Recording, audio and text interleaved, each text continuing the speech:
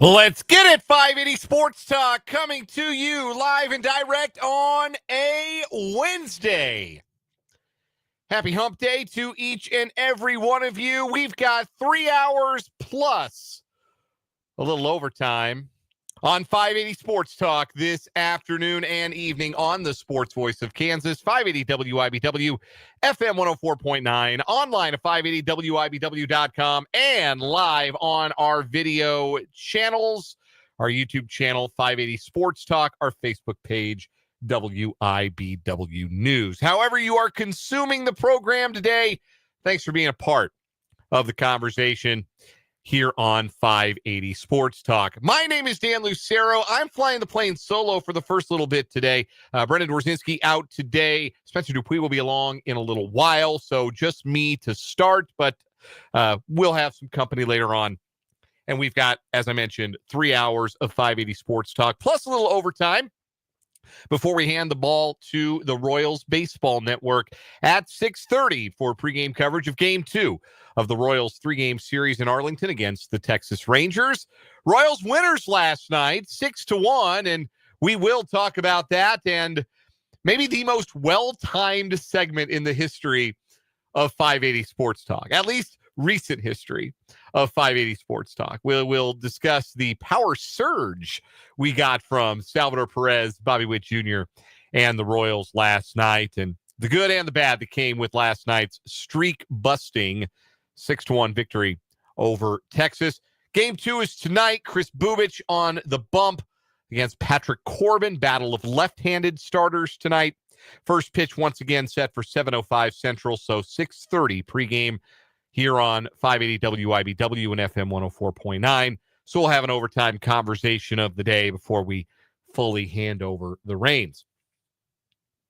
In the course of these 3 hours today, lots of show to get to, lots of things we can discuss, including the Royals and their victory and a welcome sight, balls leaving the yard off the bats of Royals hitters. Seth Lugo was really, really good last night. Jac Caglianone was really, really not. We'll talk a little bit about Seth. We'll talk a little more about Cags and kind of where he's at right now. A little bit of a check-in, at least as far as I'm concerned. Don't know if you believe this, but while I was enjoying a beach vacation, I did not watch every pitch of Royals baseball while I was away. Hand up. It's my bad. I know you expect better from me, but I missed out. I was having too much fun in Myrtle Beach. I missed a little Royals baseball. Now that I'm back in front of the TV, they've resumed winning. Maybe that was the problem all along. But I got a chance to watch Cags last night, really for the first time in a week, and I didn't like what I saw. And we'll talk a little bit about that. And this is not a full-throated endorsement for benching Jac Caglianone or sending him back down to AAA or AA. It's not that. I just want to talk about what I saw from him last night, what we have seen by and large from the young Royal in his early big league career. So plenty of Royals to get to on the show today. Day 2 of minicamp, mandatory minicamp at One Arrowhead Drive for the Kansas City Chiefs. I missed one yesterday. We were joking about this at the beginning of the 5 o'clock hour, and the conversation went down a road where we were naming our favorite Metallica songs. But we were talking about what things follow the word mandatory. It's not really a word that you hear very often without certain words that come after it. And then I said the only two that I could think of are minicamp and Metallica. Those are the only two words or phrases that follow the word mandatory that you generally ever hear. Forgot about minimum sentences. So that's 3. That makes 3. The word mandatory a little bit more prolific than I realized. Anyhow, mandatory minicamp. Day 2 today. Travis Kelce spoke to the media. Thought he had some interesting things to say. We'll get to the camp developments of the day and another countdown to Chiefs kickoff. 79 days today until the Chiefs kickoff. And the number 79 belongs to maybe the unlikeliest Kansas City Chief. Because they've got 90 guys in camp. Chukwuemeka Godric accepted because he's part of the International Pathway Program. I think they all played high school football, except for one of them, and we'll talk about him. We'll get to know a little bit about him on our countdown to Chiefs kickoff. We'll get to some Big 12 football today as well. I wanted to talk about quarterbacks. We were talking about the most interesting teams in the Big 12 going into the 2025 season on yesterday's show. And in that discussion, a lot of it comes down to what kind of quarterback play do you think a team is going to get that makes them interesting or not interesting? And I had a thought about Avery Johnson. And my thought was, is he the most important quarterback in the Big 12 in 2025? And what I mean by that is not important to the Big 12, like the national perception of the Big 12, though if Avery Johnson plays at like a Heisman level, that's certainly going to turn some eyeballs towards Big 12 football throughout the season. I just mean, is Avery Johnson's level of play going to be the most important to his team out of any other quarterback in 2025? And that question led me to another question, which is, which other quarterbacks in the Big 12 have another level to get to as a player from where they were last year? Because there's a lot of returning starters. A lot of returning starters. And you've got a couple of really interesting transfers who put up some eye-popping numbers at G5 programs. But there are a lot of returning starters this year on would-be contenders in the Big 12, Avery Johnson being one of them. But I don't think we've seen Avery Johnson's best football. Have we seen the best football of guys like Sam Levitt, Sawyer Robertson, Rocco Beck? We'll discuss that a little bit later on in the show. And we'll get Fitz's perspective as well. Tim Fitzgerald from GoPowerCat.com. It's a Wednesday, so Fitz is going to join us for the Wildcat Wrap-up, bottom of the 4 o'clock hour. We'll get his thoughts on both of the Big 12 topics we've been discussing. Also, his thoughts on what has been a busy period for K-State football recruiting. If he's hearing anything about basketball trying to round out their roster and add another elusive big man, all that and a whole lot more. And you know, it's Fitz. We always get into some shenanigans with him. Tim Fitzgerald at GoPowerCat.com. Join us at the bottom of the 4 o'clock hour for the Wildcat Wrap-up. Additionally, we got everything else you've come to know and love from a Wednesday edition of the program. We'll save one gotta go for the 5 o'clock hour when Spencer will be in with me. We'll also do headlines in the 5 o'clock hour. Of course, another round of What Is Wrong With You, sponsored by State Farm agent Ryan Mowinkle, and a whole lot more. We want to hear from you throughout the program. 2 ways you can interact with the show today. Number 1, send me a text. 785-272-9429 is the text line number. Pick up your phone, fire off a text. Let me know what you're thinking. React to the show. React to what we're talking about on the text line, 785-272-9429. You can also react in the live chat on YouTube. If you are watching the YouTube stream on our channel, 580 Sports Talk, first of all, if you've never done so, today's a great day to do it because you're probably stuck inside because it's about to rain. At least that's what the radar is telling me. So at least if you're in Greater Topeka. So if you're inside, you're at your desk, you're sitting next to your phone, why don't you pull up the show on the YouTube channel, 580 Sports Talk. If you've never done it before, today's a great day to start. And subscribe to the channel if you've never done it before. Today's a great day. Every day is a great day to subscribe to 580 Sports Talk on YouTube. And when you're watching live, there is a chat feature on both the mobile device and web browser of your choosing. And you can interact not just with your humble hosts, host singular for now, but also your fellow listeners, which is a very cool thing. The crew that has checked in so far, I don't know why. I'm in the control room to start the show today. Computer is so far away from me. Let me change something about that.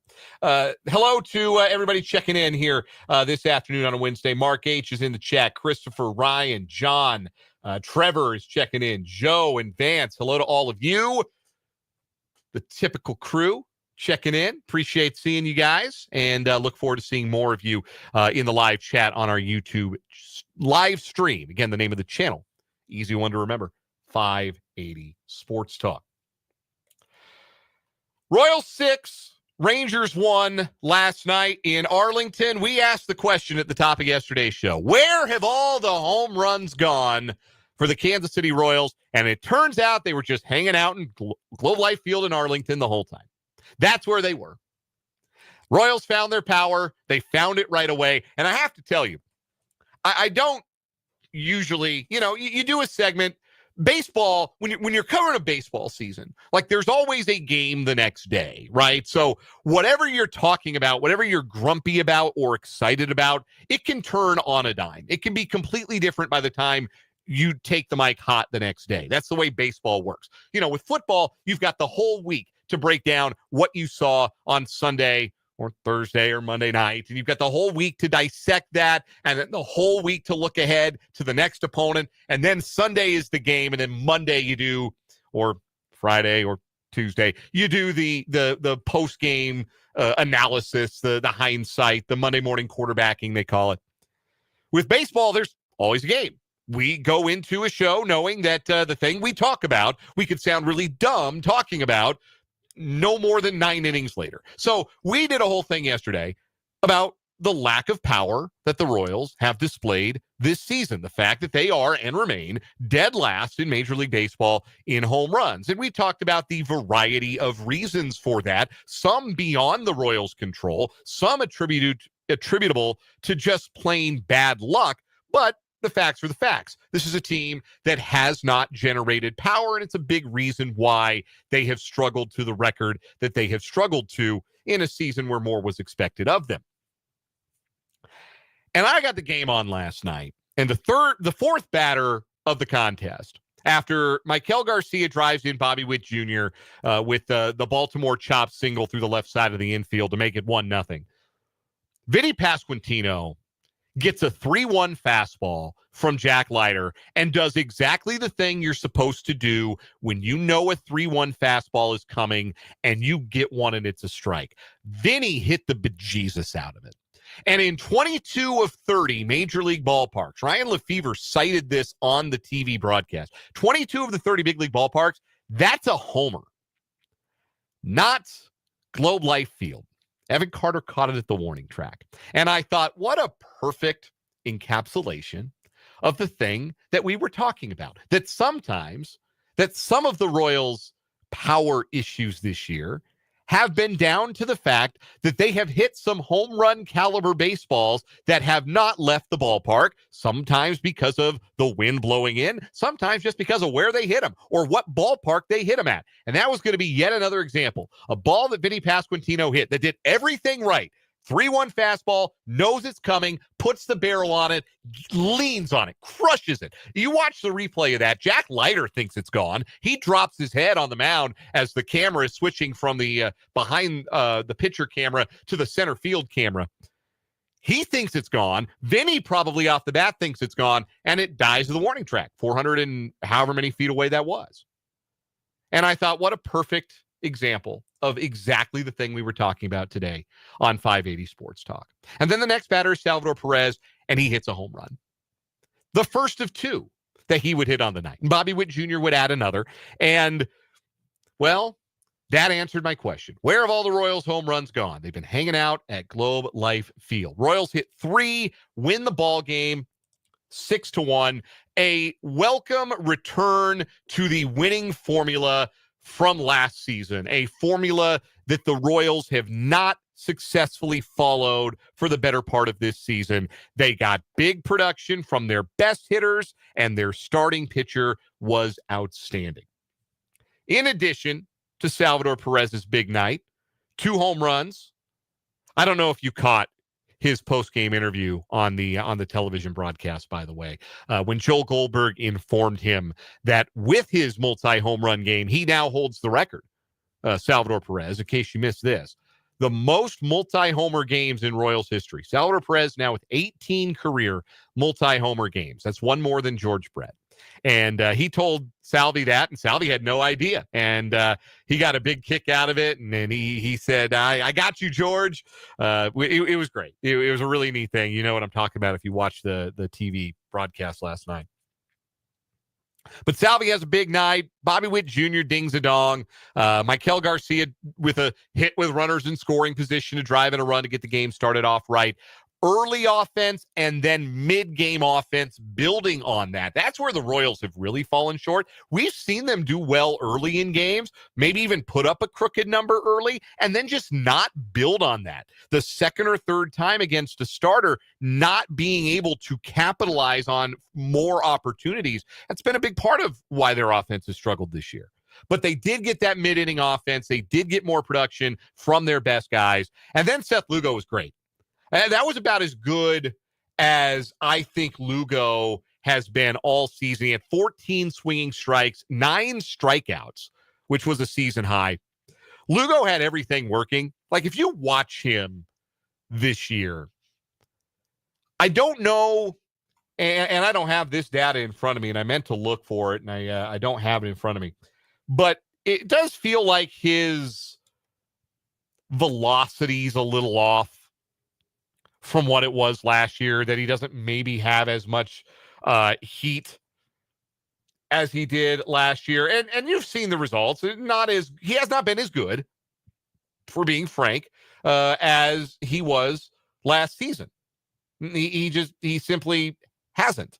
And the numbers, bear that out. And yeah, he's lost about a tick on his fastball. He averaged over 92 miles an hour with the four-seam fastball last year. This year, he's been just a hair under 92 with his average fastball. So the fastball velocity's down just a little bit.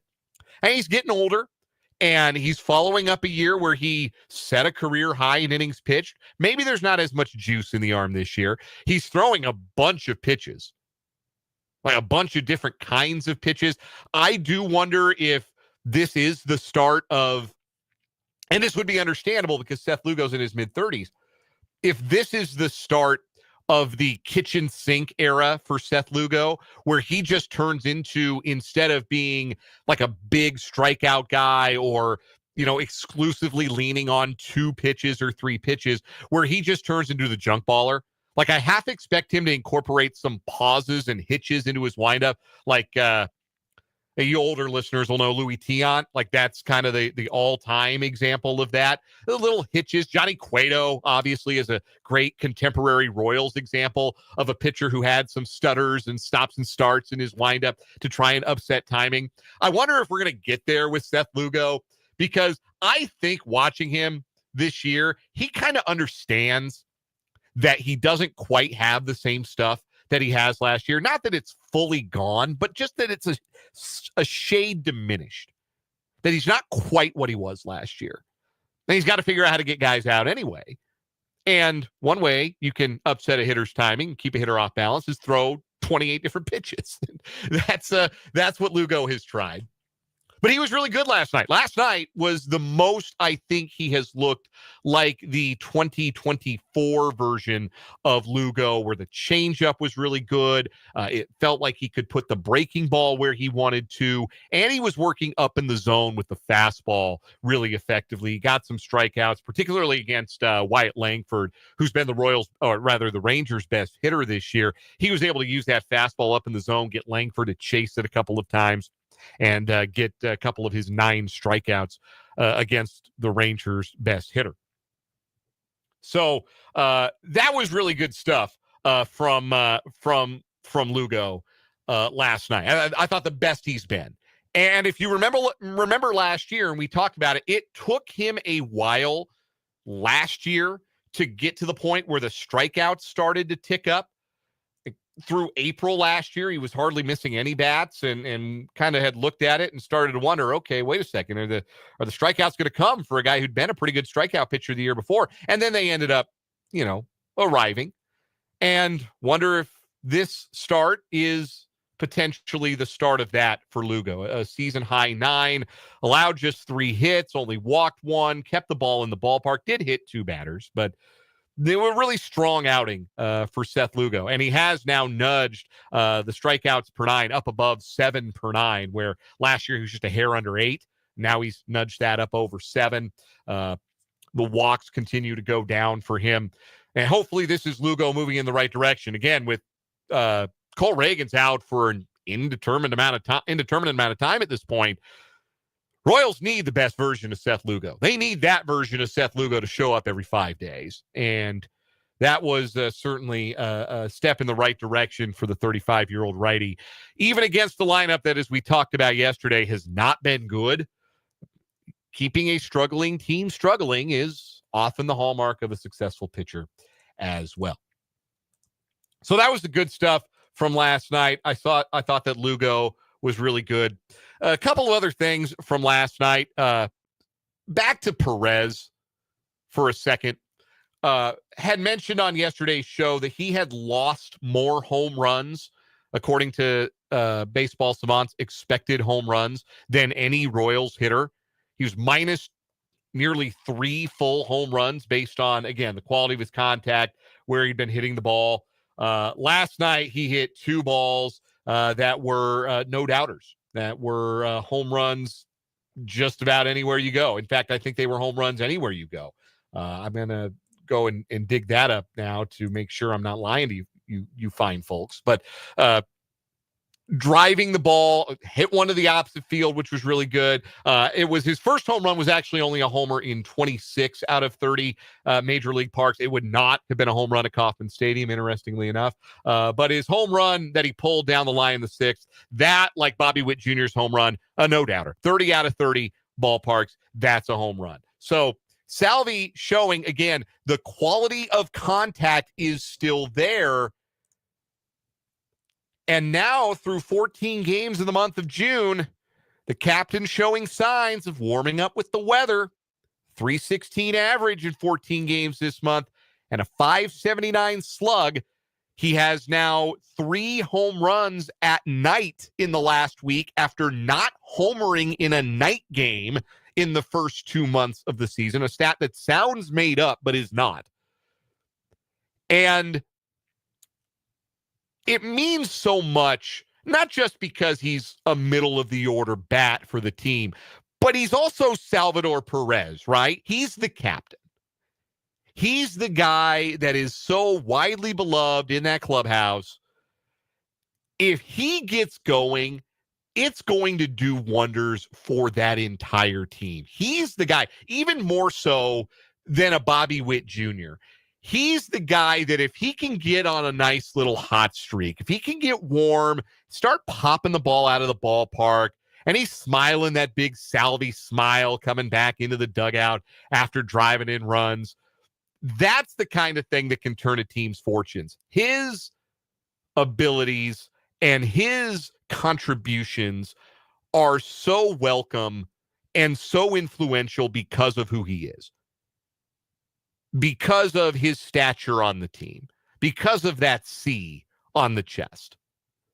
So the Royals need, for so many reasons, Salvador Perez to get going. And it's been really positive that June has been a solid month for him. And hopefully this is, I don't know what it's going to do and what his final season line is going to look like. But if he can produce at historical levels for himself from here forward, and what he's done the first 14 games of June would be career high stuff for him. So I don't expect him to stay that kind of hot. But if we can just see the Salvi we've come to expect over the years for the next 3.5 months, Royals will be fine. Royals will be in good shape. The lineup, anyway, will be in good shape if they can keep getting that from the captain. It was a fun one last night, and there haven't been a lot of fun ones. Frankly, a lot of Royals wins this year have been ones you've kind of had to sweat out, bite the nails down to a nub, hope the bullpen can hold a 1-run lead for 3-4 innings and walk that tightrope. No, last night was easy breezy. Would have been nice to see Seth Lugo get 7 innings and not 6. The 6th inning was a little bit of a stressful one for him, but Jonathan Bolin took care of business in the 7th. Daniel Lynch pitched out of a jam in the 8th. Steven Cruz blew him away in the 9th. And it was an easy one, a kind of not a blowout by any means, but a comfortable routine win. And those, to me, help break streaks a little easier than eking out 1-run wins or having to hold on for dear life for a win. You get a comfortable win like that, you can breathe a little bit. It lets you feel confident, lets you feel like, oh yeah, we are still a good baseball team. We are still capable of playing good ball. And I think it's the kind of win you can build on. The TV broadcast pointed out last night, the Royals have actually been really good coming off of losing streaks. You look no further than their best stretch of baseball this season, that 16-2 stretch late April into early May, that followed a 6-game losing streak, just like the one the Royals snapped last night. So there is something about this group the last couple of years. They have fallen into funks, and no team, unless you win 120 games, is going to be immune from a losing streak here and there.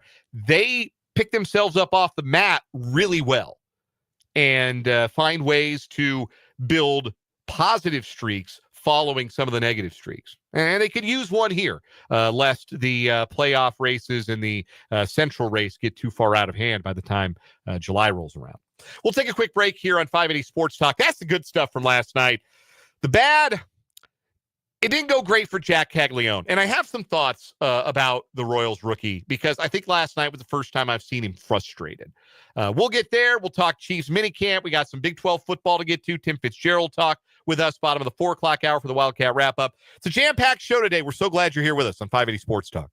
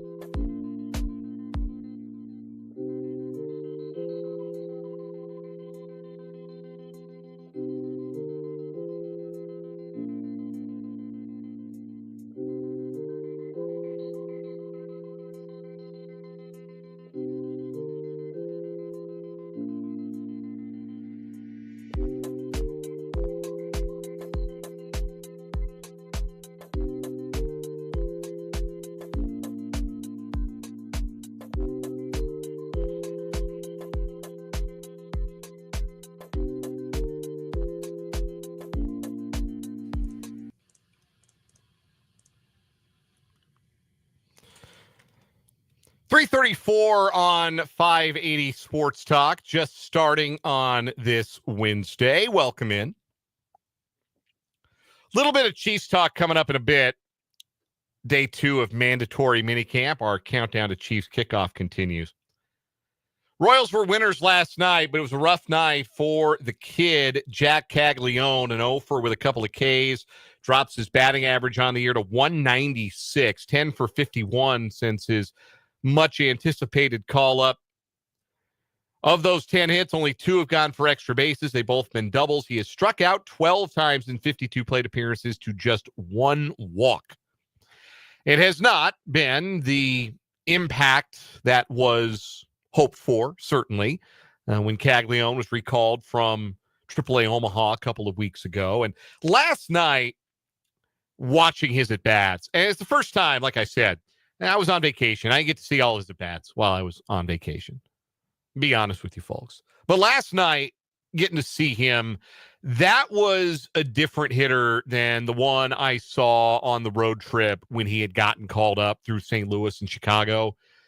He did not look confident at the plate. He looked frustrated. He looked beaten at the plate. And look, that is what Major League Baseball will do to you. I don't remember who came up with this first, but I know that the first person I ever heard say it was former Royal farmhand and former big league manager of the Rockies and Pirates, Clint Hurdle. He was the first person I ever heard say this. I don't know where he got it from or if he invented it, and I'll give him the credit. But he said there are two kinds of baseball players. There are those who are humble and those who are about to be humbled. And right now, Jac Caglianone probably fallen into the former category, because I think the first couple of weeks for him in the bigs have been a humbling experience. I don't know if he is in the lineup. I have not seen the lineup yet today. This would be a good opportunity, I think, to get him a day off against the left-handed starter and Patrick Corbin. I'm trying to see if the Royals have released their lineup today. They may have. They usually come out with it about 3-4 hours before first pitch. The lineup is out, and Caglianone is not in it, which I believe is the first time since his call-up that he has not played. Royals get a bunch of right-handers in there against Corbin, understandably so. I think it's a good time, though, even if a right-hander had been on the mound. I think it's a good time for an off day for Caglianone, just watching his at-bats, just seeing his body language, not petulant, not broken, but certainly beaten, certainly frustrated, certainly searching. I thought early when he first got called up, he was swinging at everything, but he was confidently swinging at everything. And I just didn't get that same confidence from him. And it's tough to be confident when you're 10 for 51. It's tough for anybody. Taking the bigger picture look at Caglianone, though, so far we have seen the things that we thought we would see from him in a good way. Elite bat speed, like elite top of the charts speed of swing. He gets the ball through the hitting zone in a hurry. Why does that matter? Because that's how you do damage. And Caglianone's exit velocities have remained good. He has continued to make hard contact and barrel the ball when he does make contact more often than not, which is a very positive sign. That's all good stuff. The bad stuff we worried might follow him from the minor leagues, the chase rate, that has also followed him to the bigs. And it hasn't resulted necessarily in a ton of strikeouts. He's only striking out 23% of the time in his first 52 plate appearances. That's fine. Like, that's not, unworkable by any stretch of the imagination.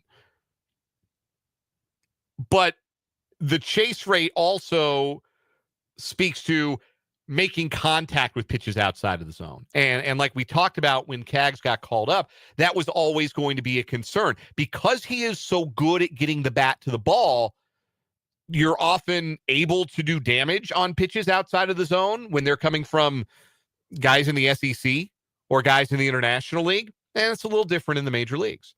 And so that high chase rate has followed him to the major leagues, and it has hurt him a little bit.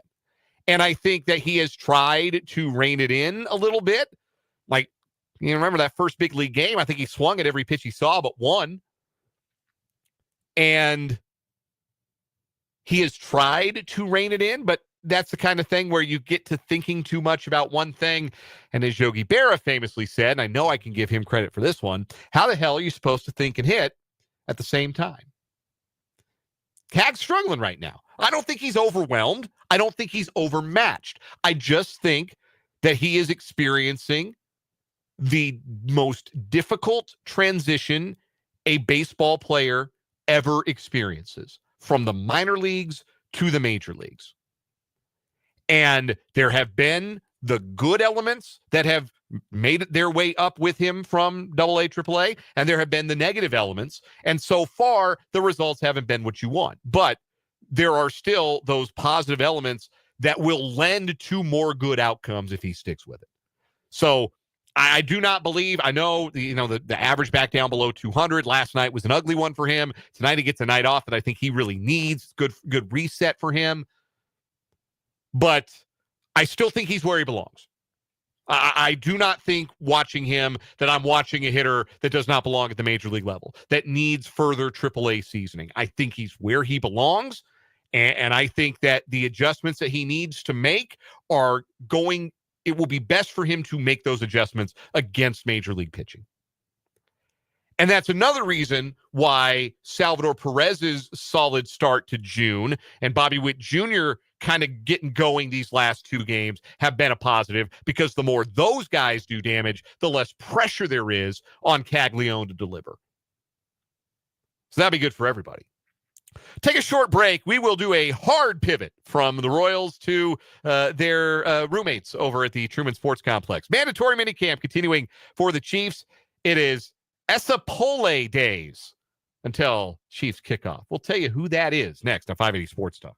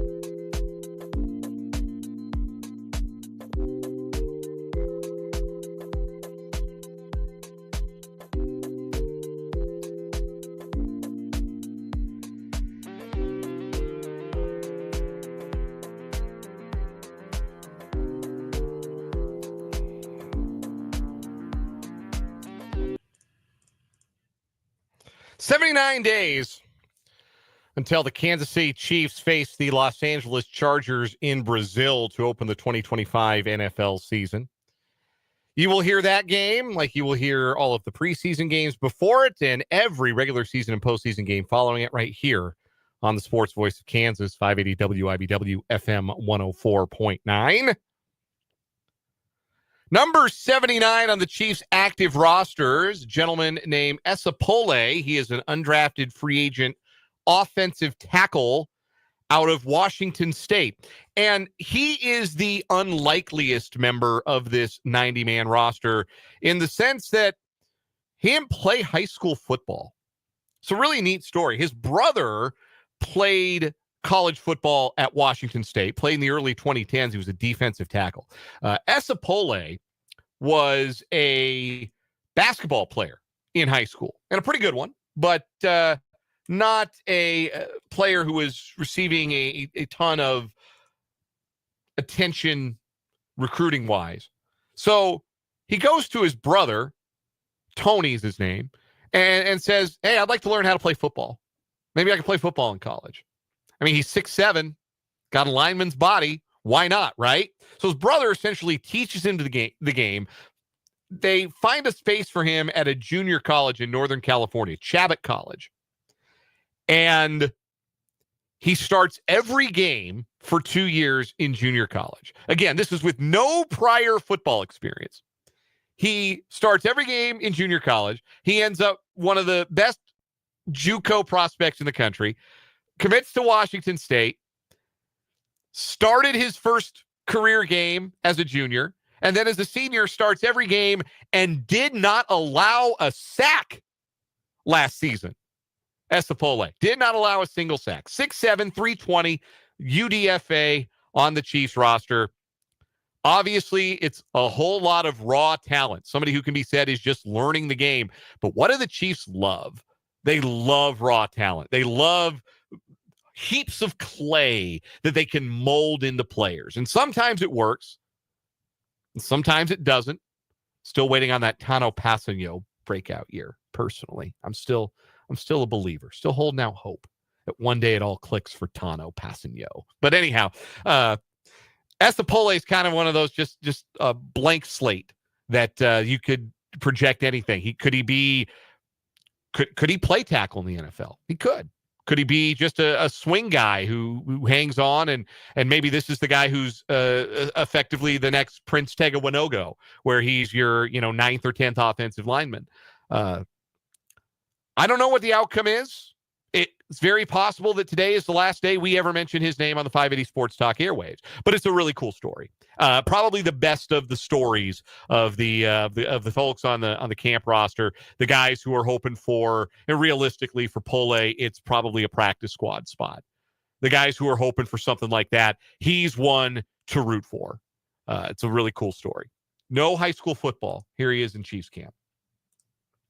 No show tomorrow, by the way, which is a bummer because obviously 78 days, there's no active 78 on the Chiefs roster because that number is retired for Bobby Bell. So if anybody wants to get a Bobby Bell retrospective in, drop it in the YouTube comments or text it, 785-272-9429 if you want to make sure Bobby Bell gets his flowers here because we're going to jump right over him on the countdown, unfortunately. Chiefs minicamp, mandatory minicamp, day 2 today. Rashee Rice not there. It was an excused absence. Not a big deal. Personal reasons. Travis Kelce was there and had some very funny things to say when he went to the podium. Said that the reports of him losing 25 pounds were not true. That he had not lost that much weight, but he did come in a little leaner, maybe a little bit more prepared physically at this stage than he was last year based upon some different kind of off-season workouts that he got to do. And he talked also about his future plans. He was asked, because this is the first time I think he'd really gotten to speak to assembled media, he got a chance to talk about what went into his decision to play again this year, which, of course, was very much up in the air following the loss in Super Bowl 59. And he didn't say anything different. Like, if you watched the episode of the New Heights podcast where he and his brother talk about it, you didn't get anything new from Travis today. That's one of the, I guess it's an upside and a downside of player-hosted podcasts. They'll give you the straight dope in the podcast, but then when it's time for them to get up behind a podium, they don't really have necessarily anything new to say because it's already on the podcast. But Kelce would go on to say about the Chiefs and his future playing plans. The direct quote was, "Hopefully we can work something out for next year." He would go on to mention that he's only ever played for the Chiefs. They're the only team, you could read between the lines, that he probably is ever going to play for or would want to play for. But hopefully we can work something out for next year. Travis Kelce already maybe thinking about what his future may hold and coming into camp feeling like maybe this isn't the end. And the reason I think that's particularly interesting is that must be a tell that physically he's feeling really good and that he is committed to this. Because I think it was fair to wonder, based on what we saw last year, like, not a secret, Travis would admit this, probably not on a hot mic, but certainly if you gave him some truth serum, he's not the same guy. Physically, he doesn't quite have the same athleticism that he did in his peak. Happens to all of us. Father Time is undefeated. But I think it was fair to wonder a little bit coming in about his level of commitment? Is he coming back just because he doesn't want to leave the court on a miss? Just because he doesn't want his last game to be that embarrassing Super Bowl loss to the Eagles? Is he coming back because he feels like something is unfinished, but maybe isn't all the way driven to be better individually than he was in 2024 when he still put up what for a tight end are outstanding numbers? But the fact that he's already talking about, hey, hopefully we can work something out for next year, tells me he feels good, tells me he's happy to be there, tells me that the well has been replenished, that his cup has been refilled, and that it runneth over, and that he's all the way in on being back, being productive, being in the best shape, being physically prepared, being the best player he can be. And not that you ever had a reason to doubt Travis Kelce's commitment to greatness. Guys don't get to be as great as Travis Kelce does without that relentless commitment. But I do think that it was a bit of a question, more so than it would ever have been for him in the past, given how close it seems it did come to him considering hanging it up. And if he was coming into this feeling like, all right, let me just get my tired old body over the line. Let's get these old bones onto the starting line. One last job, right? One last year with the guys. If he's not feeling that way, I think that's a really good sign. I don't think that means, peak Travis Kelce's back. I just think it's a really good sign for his energy level and his feeling of how productive he can be. Because I don't think the Chiefs need peak Travis Kelce to be the best version of themselves in 2025. I think they could use a better version of Travis Kelce than they got last year. I don't know if that's possible, but I think listening to Travis Kelce today, I think he thinks it is. And I think that's exciting. We'll take one final timeout this hour, come back, wrap up the 3 o'clock hour, 580 Sports Talk.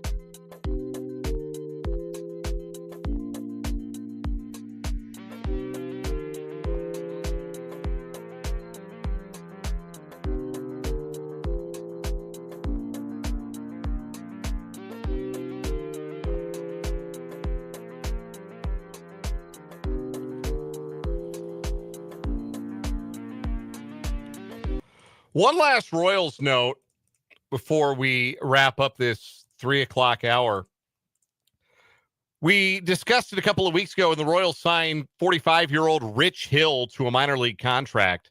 The possibility of the Royals being Hill's 15th different major league team. He had a June 15th opt-out date in his minor league contract, with the Royals, which essentially means if you've got enough service time, you can get one of those put in your contract where you don't get promoted to the major leagues by that date. You can get out of your contract, go find another opportunity somewhere else. Well, that opt-out has passed. It doesn't look like Rich Hill is going to use it, but it appears, based on reporting from Robert Murray of FanSided, that there's essentially an understanding in place between the Royals and Rich Hill that, hey, the Royals are happy to have Rich Hill around as an insurance policy. There's going to be maybe a chance for him to get to the major leagues with them, but if an opportunity comes with another team sooner than the Royals can grant Rich Hill a big league chance, they're not going to stand in Hill's way of leaving his Royals contract and signing somewhere else. So the wording used by Steve Adams of MLB Trade Rumors is a rolling upward mobility clause in the contract. He's actually pitched kind of well at AAA Omaha. Got a 338 earned run average, striking out 34% of batters faced. He's been kind of good. The Royals are in a spot right now where they've got their 5 starters, but I would love to see Rich Hill give it another go at 45. If only because I myself am getting old. I'm 38, turn 39 later this year. And it did not hit me until earlier this season that there is a vanishingly small population of professional athletes who are older than me, active pro athletes in the 4 major sports who are older than I am. I don't know why it took until I was 38 to understand that, but the realization hit me like a ton of bricks. So what I'm saying is I need more old dudes. I need dudes who are older than me in professional sports. That means Rich Hill gets called up by the Royals, and I'm all for it. Go get that opportunity, Dick Mountain. We need it. Coming up in the 4 o'clock hour, is Avery Johnson the most important quarterback in the Big 12? We'll discuss it. We'll talk about it with Tim Fitzgerald at GoPowerCat.com. Plus, what is wrong with you? That's all coming up in the 4 o'clock hour of 580 Sports Talk, 580 WIBW.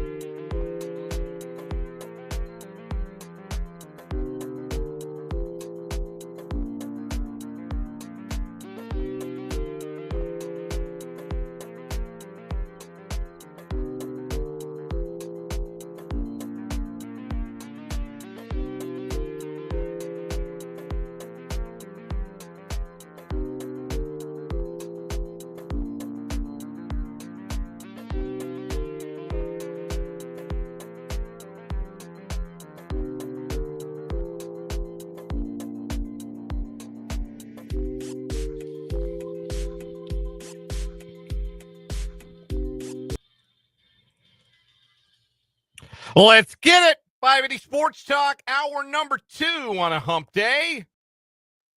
Thanks for joining us on the Sports Voice of Kansas, 580 WIBW FM 104.9, online at 580WIBW.com, and in living color on our YouTube stream.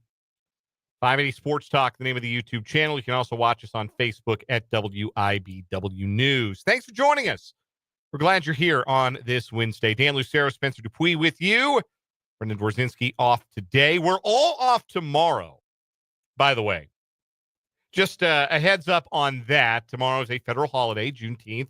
The Royals play a 2:05 first pitch. So we're going to take the day off. We're going to take the day off tomorrow as a show. There'll be Royals baseball on for most of our time slot as it is. So you won't notice us gone for the day. You especially won't notice us gone if the Royals and Rangers play a 4-hour game or a 3.5-hour game. Then you really won't notice us gone.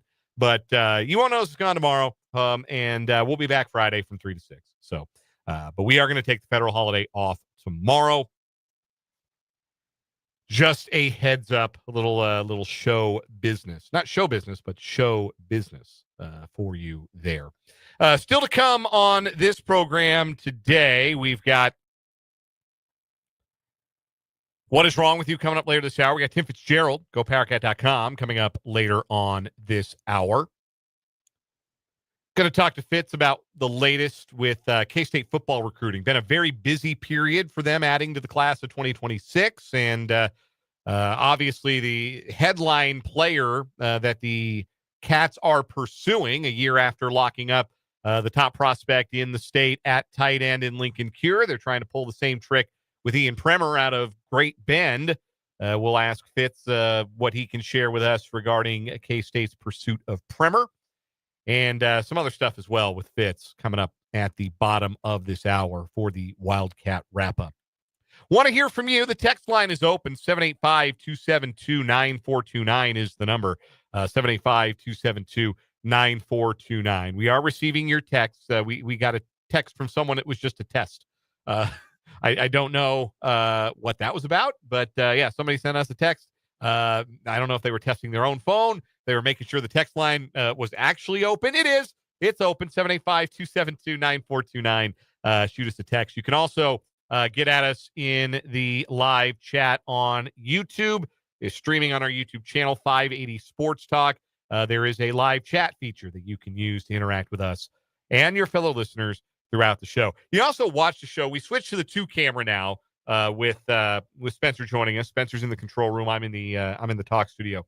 And I've got the single cam on right now. What I did not realize, when you go to the camera settings, Spencer, did you know this? There's a touch up my appearance option in the camera settings. Yes, I have known this about StreamYard. Have you ever utilized it? Yes, I have, because when I'm at Allen Fieldhouse, the lighting's really weird when you do your post game. Sure, you're right behind one of those new scoreboards. Yeah. Yeah. So when I did that, it looked all like my face looked weird. So I was like, let me just see what I can mess around with. And it made it look better for the post game StreamYard. Okay. Yeah. I just noticed that. I guess I'm oblivious. I don't pay a lot of attention. I will say I'm thinking about making a little change to this camera, maybe moving it down just a little bit. I had the same thought independently of you, Spencer, that we've got a bit of like a sky cam sort of positioning for the camera in the studio. It was made known to me last week because I was wearing a hat and my hat was like this. Yeah, you can't see your eyes. Is it really Spencer there, or has he been replaced? So then I was like, maybe we need to move it down a little bit eye level because it's catching the top more brim than that. So yeah, I'm maybe before Friday's show. And yeah, you don't get to see your eyes. We don't get as good a look at your shirt there today. Did you get that from Dan Flashes? What? You not watch I Think You Should Leave? Have you ever seen that show on Netflix? No. It's there's a whole. No, I got it from a store very close to here, a stone's throw away from here that sells a lot of men's clothes for cheap. There's a sketch on I Think You Should Leave where I've never seen that. Really funny. Okay. Tim Robinson from Detroiters and other things. Very, very funny. And they have a whole sketch about shirts with real complicated patterns on them. Okay. Yeah. And you get them at Dan Flashes. Yeah. Okay. Anyway. I get it. You walk in, you see 50 guys who look just like me fighting over very complicated shirts. Anyway. I couldn't resist. Anyhow, I will not be touching up my appearance on the show because I tried it. Maybe you noticed it during the commercial break because I tried it. And it's the Snapchat filter, basically. Just took all the ruddiness and ruggedness out of my cheeks. I will say that all these cameras have different settings on them. Yes. And for some reason, the logo for your hat, that Kansas City logo. Yeah. Looks weird on this camera, on the camera you currently have, but I don't think it looks bad on the big room camera. Yeah, I think you're probably right. Like, it's mostly lighting. It's like, the lighting and the angle of the lighting. Like, these cameras have never been white balanced ever. Like, it's just one of those. But if you'd like to know what we're talking about and see us do the show again, you can watch the program on our YouTube channel, 580 Sports Talk. Go subscribe to the YouTube channel if you have not yet. You can also watch us on Facebook. If you got you're playing Farmville and you want to watch the show. And they still got Farmville? That's still a thing? I don't know, but did you know Farmville was based on Farmville, Virginia, where Longwood University is? I did not know that. How long have you been sitting on that fun fact to share with us? Since Farmville came out. Anyway, you can watch us on our Facebook page too, WIBW News. We appreciate all of our viewers, certainly our commenters in the live chat on YouTube as well. I want to talk about Big 12 quarterbacks. How many other quarterbacks in the Big 12 can you firmly say, and I want to limit this discussion to the contenders or the teams that would fancy themselves Big 12 contenders. So, I want to set UCF aside because I don't think they know who their quarterback is going to be. I don't think Oklahoma State knows who their quarterback is going to be. Houston knows, but I don't think they're going to be very good. So set Connor Wegman aside.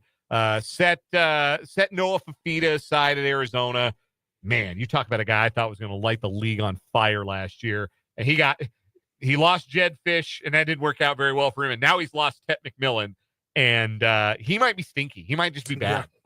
He might just not be very good. I don't know what the deal is, Noah Fafita. But set him aside. Set Brendan Sorsby of Cincinnati aside because I don't expect Cincinnati to be very good. Everybody else, I'm okay with having this discussion, including in this discussion. How many other quarterbacks can we say we have not seen their best football? Because I think the broad understanding when it comes to K-State's Avery Johnson is that his first full year as a starter was good. It was productive. There were some highs, but there were also some lows. There were some mistakes. There were some game management, clock management snafus. There was room to grow for the former four-star prospect. And that's not a knock. It's actually a compliment to say that the player we saw last season better. And that's a tantalizing prospect, I think, for Kansas State. And maybe the most exciting thing about Kansas State football going into the 2025 season. But how many other quarterbacks, when you look at the group of quarterbacks in this league on teams that fancy themselves contenders, and maybe I'm stretching the definition if I include like a Caden Salter at Colorado or a Nico Marchiol at West Virginia. But how many of those guys have we seen their best football already? Like, how many guys do we feel like are at their ceilings or hit their ceilings last year? I think there's a decent number of those guys that you can say that about. I think I'll start with the other in-state quarterback. I think we've seen Jalen Daniels' best football already. I think it was 3 seasons ago. I think it was after that back injury. I think it was September 23 or 22. I think was the best football that we've seen from Jalen Daniels. Now, do I think he hit those heights last year? No. Do I think there is a world in which he gets to those heights in 2025? Sure.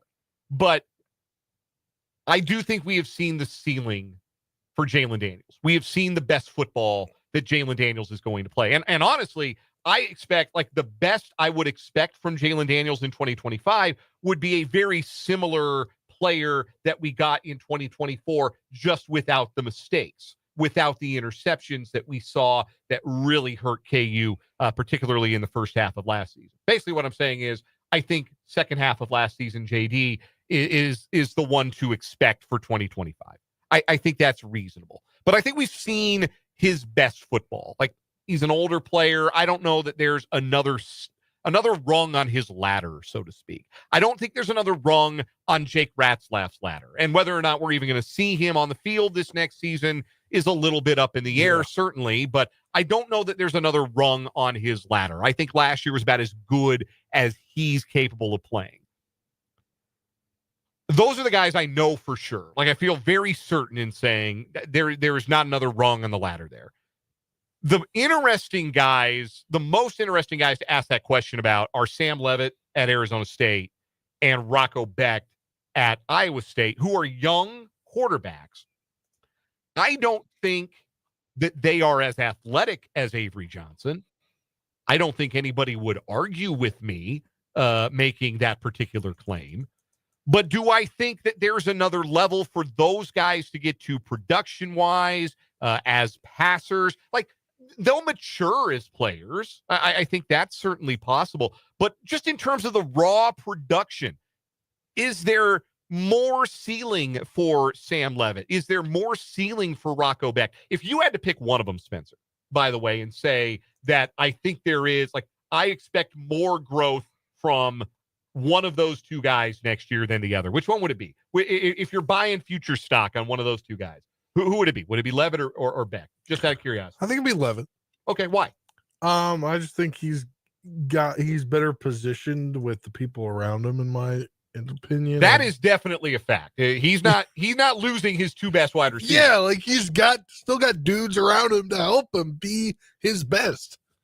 I also think that I don't think they lean on him as heavily as Iowa State might find themselves leaning on Becht. I think, neither guy's a great runner of the football, but they can get it done on the ground. But, I think Leavitt's got a little bit more that you feel good about around him, and a little bit less, the team's a little bit less reliant on him. So that might give him a little bit more room to grow than Becht might have there at Iowa State. But I think you could certainly argue either way, right? Like, both guys were super productive last year. Like, is there another rung on their ladder? I think you could argue me either way. Sawyer Robertson at Baylor, same deal. He was really, really good after about week 5 or 6 last year. He actually had the highest QBR in the Big 12 last season. As one metric would tell you, he was the best quarterback in the Big 12 last year. He went into last year not even guaranteed that he was going to be the guy, and he won the job and won it convincingly, and he was really good. Is there another level for him to get to, or is, like, and I want to be clear, if Sam Leavitt doesn't get better next season, if Becht or Robertson don't get better next year, even if Avery Johnson does not get better in 2025, that's still a really good quarterback. This is a really good.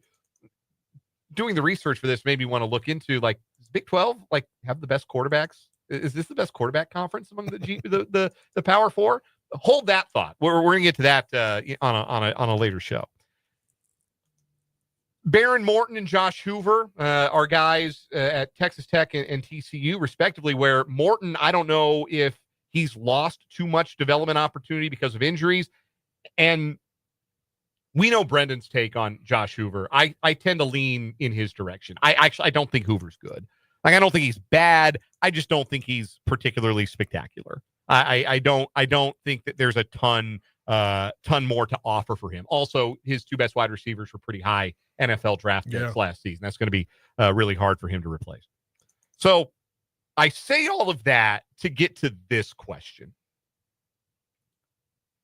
I think that Avery Johnson has perhaps the most room for growth. Again, this is not to say he wasn't good last year, but the most room for growth between what he was in 2025 and what he can be at his best. And that's not guaranteeing that he'll get to the 99th percentile and the 90th percentile outcome for Avery Johnson as a player. But if he gets there, if he does, I think that's the highest ceiling for any of these guys we're talking about. Levitt, Beck, Robertson, whoever. Does that make him the most important quarterback in the Big 12? In the sense that his team's fortunes, what Kansas State is capable of accomplishing in 2025, is it most dependent on his growth? I think so. Okay. I think if you have an Avery Johnson that isn't up to where he should, let me rephrase it. If you have an Avery Johnson that hasn't gotten, we're seeing the one game that he played right in 23, played the bowl game. Right. 23 played the bowl game, 24 he was the starter. 24 he was the starter. If we don't continue to see growth, then he started the bowl game. He played 23. Yes. Started the bowl game. Yeah. If we don't continue to see growth, if there's some regression first few weeks, I'll be a little wary about him. Like, I think if he's missing a lot of receivers, if they're a little off, I think that's questioning. He's been the guy and he's having trouble making the connections. I think that's big this year for him. I think he is kind of the darling of the Big 12.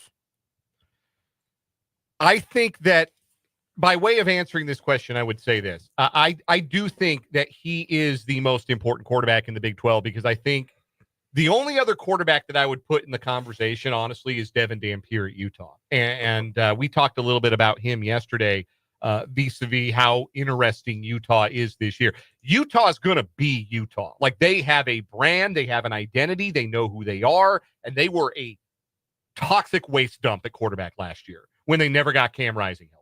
They had no idea. They had Zach Wilson's kid brother out there, and he couldn't play a lick. And so they ended up falling well short of expectations. They have a new offensive coordinator now. They bring in this kid, Dampier, who's a tremendous dual threat potential and could be like high end. He's one of the best quarterbacks in the Big 12. And Utah is kind of what we thought Utah was going to be, which is a legitimate Big 12 contender for 2025. A lot of people thought they would win the league last year. I think I did pick them to win the league. I picked them in K-State to be the championship game. I know that much. And they didn't get there because they were a mess at quarterback. They shouldn't be a mess at quarterback this year. Like, it could not be great for Dampier. He could be a creation of a weak Mountain West who doesn't level up around P4 talent, and it doesn't work out for them. But he's the only other guy who I think how good he is will determine how good his team is. I think that we already saw how low the floor was for Utah last year, though. Like, K-State's floor and Avery Johnson's floor, I think we saw it last year. It was 8 wins. That's the floor. That would be a worst case scenario, barring like injuries or things you can't predict. Like, we know the floor for K-State is 8 wins. The ceiling, if Avery Johnson hits his, is the playoff. Yeah, and maybe a win in the playoff, a win or two in the playoff, depending on seeding, all that nonsense. Like, I'm not saying that they become a national championship contender, but I certainly believe they would be on that tier of teams that makes the playoff or gets significant consideration as a what do you call it, at large, for the playoff if Avery gets to his peak. Like, I don't know that I feel that way about Levitt or Beck or Robertson. And I think part of it is I don't think those teams have that kind of ceiling. Like, I don't think Baylor's ceiling is a playoff team, even if Robertson improves. I don't think Iowa State is a playoff team, even if Beck improves. I'm skeptical of Arizona State. Maybe Baron Morton's another guy you could answer this question with, because Texas Tech bought all this talent. And if they have a legitimately excellent starting quarterback in the midst of all of these dudes they've paid good NIL money for, then maybe that's a playoff team too. Maybe you say that's the best Texas Tech team since the Michael Crabtree year. But I think Avery Johnson is the most important guy. He is the biggest needle mover at quarterback for me in the conference. Because if he doesn't get any better, if last year and the difficulties he had and the inconsistencies, if that's just part and parcel of the Avery Johnson experience, then, well, we know what that's going to look like. But if he can limit the mistakes, if he is able to stay healthier and be more effective as a runner for the duration of the season as a result, I think people look past that. But last year, Avery Johnson dealt with an injury that essentially negated him as a serious running threat for a good chunk of the middle of the season. I think people look past that. And I think that if he is able to avoid that and be that dual threat for 12 regular season games, I think their ceiling is playoff team. And I don't think there are but that many teams in the conference that have a highest ceiling as Kansas State. And I think there might only be one quarterback with that kind of ceiling in the league. And I think it's Avery Johnson for Kansas State. We'll take a break here. We'll ask Tim Fitzgerald what he thinks in a little bit. Tim Fitzgerald will join us for the Wildcat Wrap-up. But first, we got What Is Wrong With You coming up next here on 580 WIBW.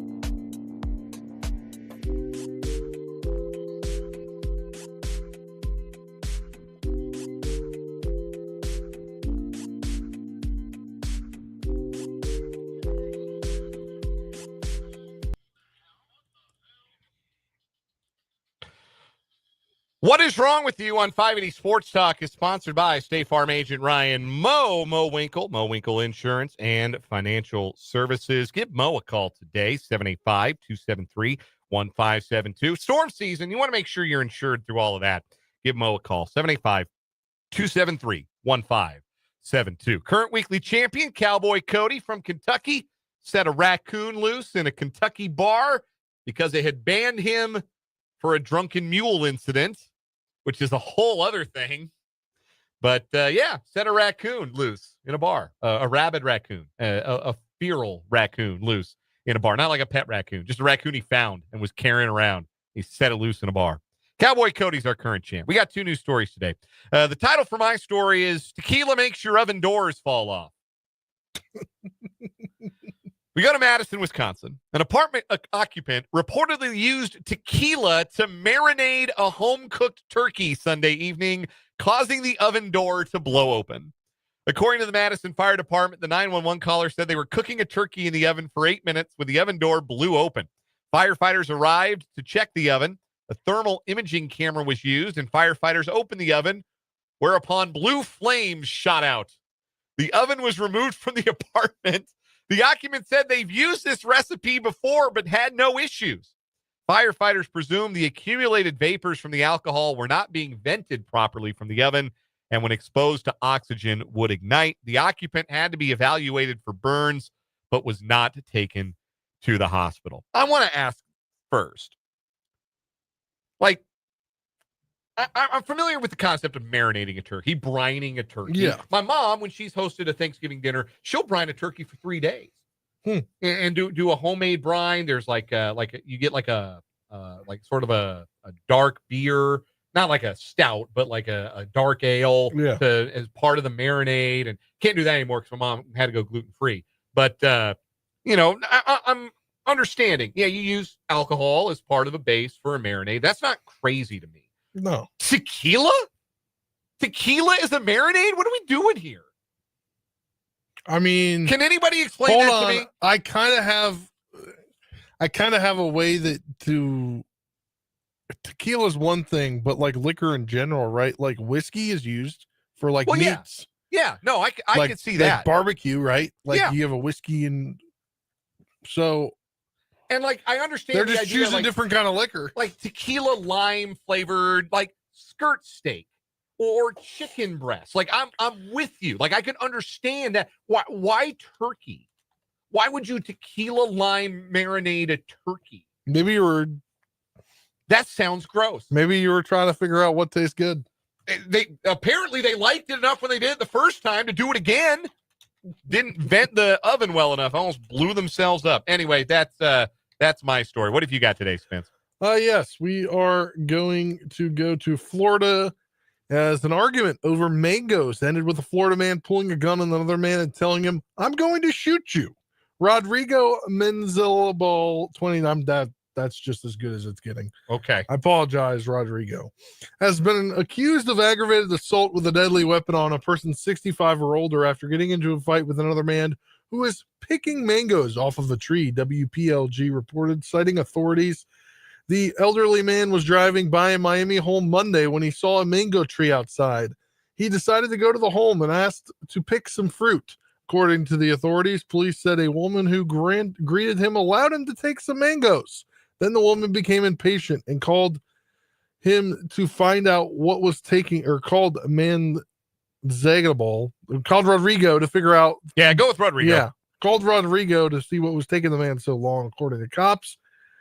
CBS News reported, citing authorities, that the man explained he had permission to pick the fruit, and the woman confirmed she allowed him to take 2 or 3 mangoes. As the man walked to his car to leave, Rodrigo followed him and pulled out a black gun, police say.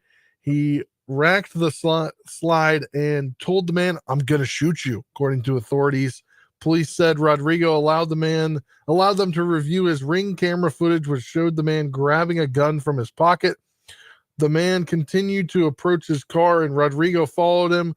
Rodrigo opened the man's passenger door and pointed the gun at him before he asked to be allowed to drive off. Police said the Ring footage showed Rodrigo racking the slide of the gun near the man's car. He was arrested on an assault charge and improper exhibition of a firearm. He admitted to owning a gun inside his home, but denied pointing it at the man, even though there's video. First of all, wild move. Hey, I'm going to pick some mangoes off of this stranger's mango tree. I'm driving along. Oh, there's a mango tree. Yeah. Let me pull over. And the woman's cool with it, and that's fine. But then she calls the neighbor, like, "Hey, can you see why it's taking this old guy so long with the mangoes?" Why did that escalate to gunplay? I know. I don't know. That seems like a very unnecessary escalation of it. Yeah. All right. What do we got today? We got the tequila marinated turkey and gunplay over mangoes. Yeah. What do you like? I think the gunplay over mangoes, because the story is just like, well, why did we get to this point? What is wrong with Rodrigo that he just thought he would be okay to pull his gun out? Yeah. It was mangoes. The guy wasn't what? I don't know, man. The guy almost blew up his apartment trying to marinate a turkey in tequila. I get it. I could understand and appreciate if you were trying to do it with some steak or some chicken, maybe even some pork. But a whole turkey. First of all, I've made a lot of points. But also, additionally, cooking a whole turkey in your apartment oven is a wild move. Oh, yeah. I don't think, though, that either of these stories beats Cowboy Cody from Kentucky. No, I think Cowboy Cody's Cowboy Cody's got staying power. That continues on as our winner here on What Is Wrong With You, brought to you by our State Farm agent, Ryan Mo Winkle. check out his website, Ryan Mowinkle. That's MOHWINKLE.com. After this timeout, we'll be joined by Tim Fitzgerald at GoPowerCat.com for the Wildcat Wrap-up on 580 Sports Talk.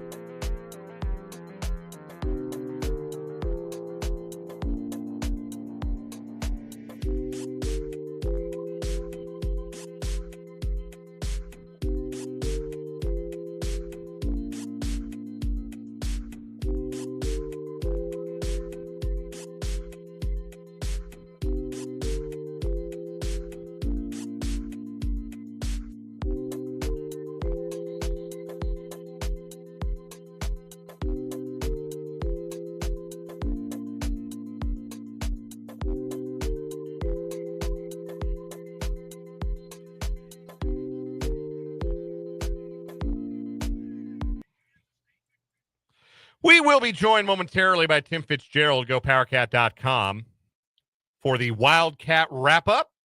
We do it every Wednesday at this time on the program. Fitz and the crew at GoPowerCat.com cover the Cats like nobody's business. If you're a VIP subscriber, you get all of the great inside info about the Cats. There's a lot happening, so now is a great time to subscribe. We welcome Tim Fitzgerald into the program. Fitz, before we get to the Cats, I have to ask, you ever marinate a turkey in tequila? No, I prefer my turkeys to use vodka. Okay. I think, I don't think of, turkeys as Mexican. In fact, they don't speak Spanish at all. I know, right? So I don't know how those two go together at all. Vodka marinade makes me want to throw up. Just the thought of it. I feel like we always ask Tim random questions about random weird things because of the segment that we have prior. Yeah, we always have what is wrong with you ahead of Fitz. And every now and again we think we got to bring him some stories. But a guy about blew up his apartment trying to cook a tequila marinated turkey in his oven. Well, I mean, heroes comes in all shapes and sizes, and I think that programming, putting that before me, is brilliant. And because I think a lot of people ask during my segment, "What is wrong with you?" Right. And, synergy. Yeah. Yeah. Uh-huh. That's exactly what it is. All right. Hey, don't ask me and name all the recruits, all the commitments that in the last 2-3 days. I'm dizzy. It's been crazy. Yeah, a lot happening with regards to recruiting on the K-State side. Lots of commitments. If there's one that you are most fascinated by, just maybe it's their pedigree, maybe it's their fit, maybe it's what kind of offers that player had. If there's been a commitment the last handful of days that has really stood out to you for this K-State football class of 2026, who would it be? Well, I got to give Lawson McGraw a round of applause. He's shown up as dad already. He doesn't have a 10-year NFL history, but he did receive a scholarship at Kansas State, and John McGraw did not. Yeah, he had to walk on first. So, I think that one's pretty cool. And just the fact that, I think a lot of schools were passing on him, but the pedigree there, as you mentioned that word, is perfect. You've got a family that has an obvious history of physically filling out more, beyond age 18 and knowing the game of football like nobody's business. John McGraw was a great safety for Kansas State, and I would imagine his son has some of those same traits. Lots of players have committed in the last handful of days. And again, you can read all about them. The staff at GoPowerCat.com doing yeoman's work, keeping track of all of them. Lawson McGraw, not the only one with a parent who played in the NFL. Hannibal Carter Navies committed to K-State. What do you remember about Hannibal Navies' NFL career, Fitz? I remember nothing of Hannibal Navies. In fact, I thought there was a serial killer from a novel. Yeah. I don't know. He played in the league a long time. He went to Colorado, Hannibal Navies. And, played in the NFL a really long time. I'm not, you know what? When you say Colorado now, I remember. But that's, I'm telling you what, you get a coach's son, you get a high elite player's son, you're usually going to get something out of that. What has been, if there is a common thread between the players that K-State is targeting, what is kind of the theme emerging for this 2026 football class? Well, just really good players with an upside. Like, they're all 3 stars, which is typical for K-State, or most of them are, and they all are guys that in a developmental program might take off, and they've shown some signs of having a really high ceiling. I find this to be an interesting group, and I guess the other common theme is Kansas State is absolutely attacking the state of Texas. Now, the latest one was out of Colorado, but yeah, they're doing some great work within the region. In a year when Kansas is winning the state of Kansas, K-State is still finding some great players and finding what they need in the state of Kansas, too. There's still one big one in Ian Primer out there from the state of Kansas, but they're getting their work done. They know what they want, and they're finding it. The Colorado commitment, that happened just like within the last 15 seconds, it feels like. That's wide receiver Maxwell Lovett out of Inglewood, Colorado. Cherry Creek High School, though. They were our rival when I was in high school. They were Grandview's rival. So boo to Cherry Creek High, but congrats to Maxwell Lovett on his commitment. Tim Fitzgerald is our guest here on the Wildcat Wrap-up on 580 Sports Talk, joining us on the Fleming Place Wine and Spirits Hotline. You mentioned Ian Primer. K-State very much in the mix for the Great Bend Panther, one of the top players in the state of Kansas, one of the top tight end targets in the country. What can you tell us about where K-State stands in that recruiting process? Because I think earlier a lot of the noise was if he was going to stay in state, it was going to be KU, and certainly the Jayhawks hold a pretty strong position in Ian Primer's recruitment. But K-State gets the last official visit. I have to imagine that means something. Yeah, I agree. And the fact that KU's got 2 other tight end commitments, they're not shying away from the third, but we don't know what Primer's thinking about that. And it's funny because it's kind of down to 3 Big 12 schools. If you ask the coaches at KU, they'd probably tell them we think we're going to get him. You ask the coaches at Iowa State, they're convinced they're going to get him. And I think K-State feels like they're going to get him. So a mad shout out to Ian Primer for playing this exactly the right way. He's got everyone guessing they're the one when they may not be the one. And I kind of like where K-State sits in this with the tight end room and the fact that by the time Primer's starting to take the field, it's going to be aging out a little bit, and we'll see. That's the big one. We're going to keep a close eye on that at Go Powercat throughout the weekend. How similar or not is Primer's skill set to Lincoln Cure's skill set when he committed last year out of Goodland? That's a great question. I guess the best way to define that is Primer's a standout basketball player and Cure's a hurdler. Okay, so now you're kind of getting an indication of the different type of athletes. Maybe Primer's going to be a little more physical, and Lincoln Cure is like a gazelle, but in a big body. So they're a little bit different. Yeah, I think they actually complement each other and would work really well in the field together. Tim Fitzgerald is our guest from GoPowerCat.com, part of the 24/7 Sports Network, joining us here on 580 Sports Talk. To the contemporary Cats, the 2025 version of the team. We were talking about this at the top of the hour.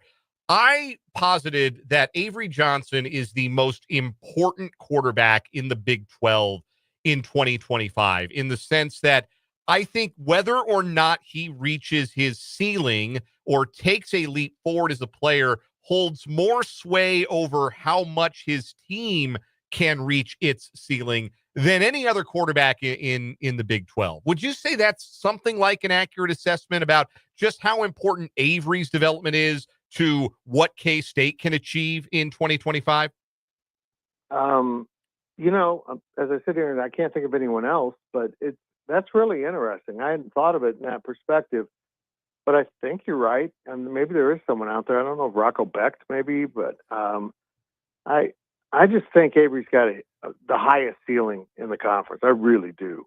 I think his ceiling is remarkably high. We only saw a little bit of what he can do last year. He got injured. He was injured for a third of the season and just wasn't able to play his kind of ball. He's bigger, stronger, faster now. I say that every week, but he is. And if he had a long talk with Matt Wells, the offense coordinator, quarterbacks coach, is my life of fits for next Monday. And I spoke with him yesterday, and he sees that ceiling too. He says he just can do some things most quarterbacks can't. And if he starts to realize it, I think you're right. I mean, if Avery Johnson blows up into what we think Avery Johnson could be, this team's going to be really hard to beat. It just will, because he's such an explosive playmaker. He's got those guys around him. He's got more reliable receivers. So I think the table's set for a breakthrough of sorts for Avery. We were talking about him being injured last year, and it kind of, I think, escapes the broader national conversation of what Avery Johnson was and how productive he was last year, that he was not like able to be the ideal dual threat version of himself for a good chunk of last season because of that injury. How much do you think that really affected him? I think it did affect him, and probably if the same thing happened to him this year, this upcoming season, he would be a better quarterback for it, because he had to work on his pocket presence. He had to do the things that don't come as naturally to him, because he's a scrambler. He'll get out there and make plays, and we saw in the bowl game when he gets into that mode, he's pretty damn good because he can tuck it and run. The defense has to respect that. And we went through about 4 games of seeing Avery Johnson not scare the defense with his legs, because they could tell he wasn't quite right. And that changed how they defended K-State and turned him into more of a pocket passer. And he ran on occasion, but it was usually heading towards the out-of-bounds line. So, I think if they can keep him healthy and have that run threat totally in place, defenses are really going to have trouble with him. Another Big 12 football question we were noodling over earlier this week here on 580 Sports Talk. The most intriguing teams in the Big 12 in 2025. Not best, just interesting in terms of the questions surrounding them, the possible storylines, what they could possibly be. Taking K-State out of the equation, Fitz, who is to you the most intriguing Big 12 team in 2025? Probably Baylor. I mean, everyone's sold on Baylor for what they were in the second half of the season, and they were really good, but they weren't good in the first half. So a lot of people are confident that Baylor's going to be in the championship mix. I think Dave Aranda's a good coach, but I'm not sure we've seen that. That's a good way to look at this team yet. Maybe I'm wrong. Maybe they are going to be great, but I'm intrigued by it. I think they also could fall off. And BYU situation with the quarterback and everything going on out there, we don't know how that's going to impact the Cougars, who seem to be on track for a really good season, and now they're just waiting to, I think, get some resolution on what's going to happen there. We're joined by Tim Fitzgerald of GoPowerCat.com here on the Fleming Place Wine and Spirits Hotline. And Tim, not sure if you saw this come out a little bit ago from On3 Sports, but they're reporting that Conganese big man Paul Mabaya, I believe is his name, he is decommitted from NC State. He at one point was on K-State's radar. The 6'11", the center, got a 7'7" wingspan. Do you think K-State could still be in on him now that he's decommitted? Yeah, that's interesting. I appreciate you sharing that, because I did miss that. They want a big man, and they think the scholarship count, they can make it work. And they know they've got to find another big man. So maybe that came down to, K-State, if he hadn't officially signed, and maybe K-State came back at him and said, we've got your asking price. I don't know. But I've been curious to see where they're going to stir up another big man, because boy, are they hard to find right now. And then we haven't talked to you since the scheduling matrix came out for Big 12 hoops. Interesting Holman Holmes for K-State. Obviously, you're going to get your Sunflower Showdown, but West Virginia and TCU are the Holman Holm opponents this year. What do you think about those two teams being on the schedule twice? Well, the fact that Iowa State and Kansas State have played at home and home since the early 20th century, like in the 1910s, and that's going to end this season is the Big 12 and the scheduling crap has got to stop. I understand that realignment has broken a lot of marriages up in terms of rivalries. It's separated great rivals. And the Big 12 is separating two rivals by choice within their own conference. And there's no reason they shouldn't be playing. I don't know why you play Cincinnati 3 out of 4 years instead of playing Iowa State 4 out of 4 and Cincinnati 2 out of 4. I don't know why you're playing TCU. Who gives a crap about a home and home series with TCU and Kansas State? I don't get that at all. West Virginia, okay, we've got the Huggins things. There's kind of a shared DNA there. I'm fine with the West Virginia thing. Why in hell's name is Kansas State playing TCU home and home and not Iowa State? The Big 12 doesn't have enough. I don't know who's doing this. I don't want to say anything too harsh, but there's someone in there who doesn't appreciate college rivalries, and I'm guessing it's someone with a pro background, or maybe K-State isn't fighting hard enough for it. Maybe it's not the Big 12. But the fact that Farmageddon on the football field is going to end in 27 as the fourth longest standing continuous rivalry in college football, and the conference has said, it's not that important. When rivalries are what drives TV ratings, and now to do it in basketball, I bet you didn't expect that rant with this question. We didn't maybe expect it, but we love it. And that really sums up every time we have Tim Fitzgerald on our program. Tim Fitzgerald for the Wildcat Wrap-up. Fitz of GoPowerCat.com, part of the 24/7 Sports Network. Become a VIP subscriber today. Get all the inside info on all those K-State football commits of late. And also, Fitz, that's the place to find the Life of Fitz podcast. And we've had a couple of great episodes lately. Another one coming up, it sounds like. Yep. I'm having fun with it. It's one of those shows that I wish everyone would listen to them, but it's, an hour-long conversation isn't everyone's cup of tea. And I get that, but that's what they are. They're conversations with people who've had a role in my life or have gone through some struggles like I have. And we just didn't have a talk about life. And that's what the podcast is. No fancy idea behind it. It's very cool stuff. It is worth checking out. Tim Fitzgerald joins us every Wednesday at this time for the Wildcat Wrap-up here on 580 Sports Talk. Fitz, always a pleasure. We'll do it again next week. Thanks, boys. I got to go soak that bird in some gin. Got to give that a try. Best of luck and be careful. That is Tim Fitzgerald on 580 Sports Talk. We'll take a break, come back, and wrap up the hour after this.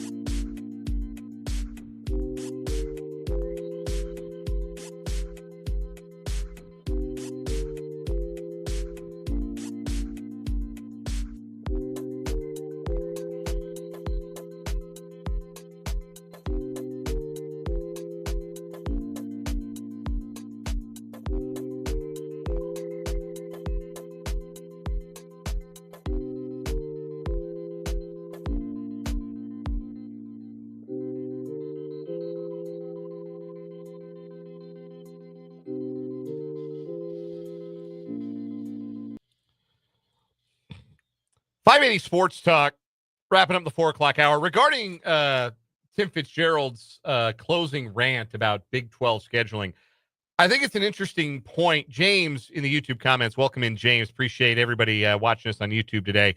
James in the YouTube comments says, there's another reason not to maintain season tickets, that you're not getting all of the home matchups you want. That if you're not getting a home and home with Iowa State every year, or you're not getting Iowa State every other year in football, you're less likely to want to purchase the full ticket package because you're not getting all the games you want to get. And exactly, that's not necessarily Kansas State's fault. Like Fitz said himself, he's not sure necessarily who to blame, whether that's entirely the conference office or if Gene Taylor, the K-State athletic department's not fighting hard enough to try and maintain their rivalries, or if the conference just says it's also on the other athletic department too. Well, yeah, maybe it's Jamie Pollard at Iowa State saying, yeah, we don't really care if we play Kansas State every year. I don't think that would be the case. I think they care very much. I would be very surprised if the tenor of the conversation from Ames is not similar to the tenor of the conversation in Manhattan when it comes to how meaningful that rivalry is and how upsetting it is that it's not going to be a multi-time part of the men's basketball schedule this coming season. But James, I think that's a good point, and thanks for checking in the YouTube live chat. We got headlines. We got more Royals. We got one gotta go coming up in the final hour of 580 Sports Talk after this. WIBW.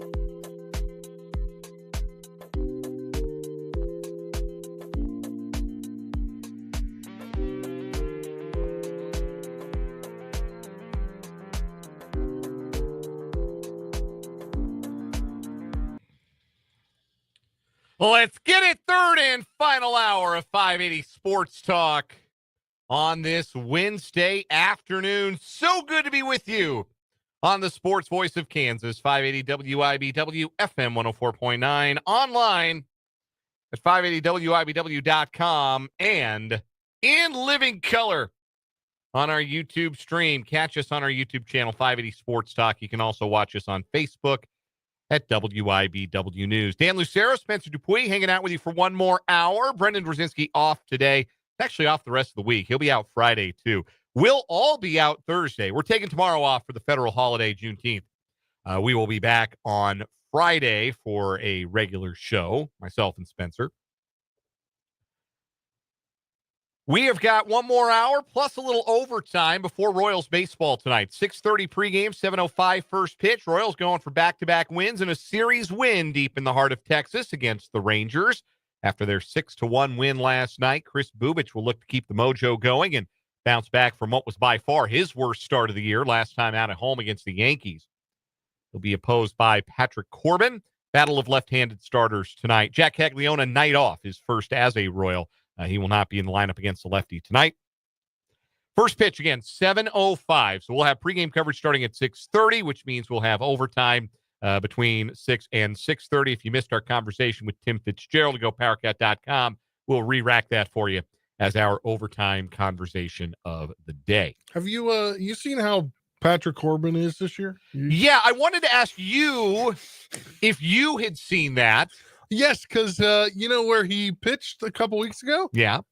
And he got a win in 8 innings. Did he go 8? He went 8. Look, and he gave up 2 runs. Hey, I didn't want to do this. But then again, I also very much want to do this. What's up with your Nationals? I think it's a managerial problem. You think it's time for Davey to go? No, I think it's not like that. I do, but I think it's because of what happened. Things are spiraling. He was asked about, I believe over the weekend, he was asked about decisions that he made. And he essentially said, well, this is not on the coaching staff. This is on the players. And I think it rubbed some players the wrong way. So that's been a story in DC all week. Never good to blame the players. Even if you're right. Yeah. It's not typically the kind of thing a coach does and or a manager does and keeps their job for a whole lot. Let's just say Nationals X Twitter is they are Fire Davey. Also, apparently there were Fire Davey chants that rang out at a very low attended Nationals Park last night. Ooh. Which is funny because the Nats did come back and make it a game in the 9th. I heard the boos. Yeah. I heard the boos because I was watching the Nationals game last night. Yeah.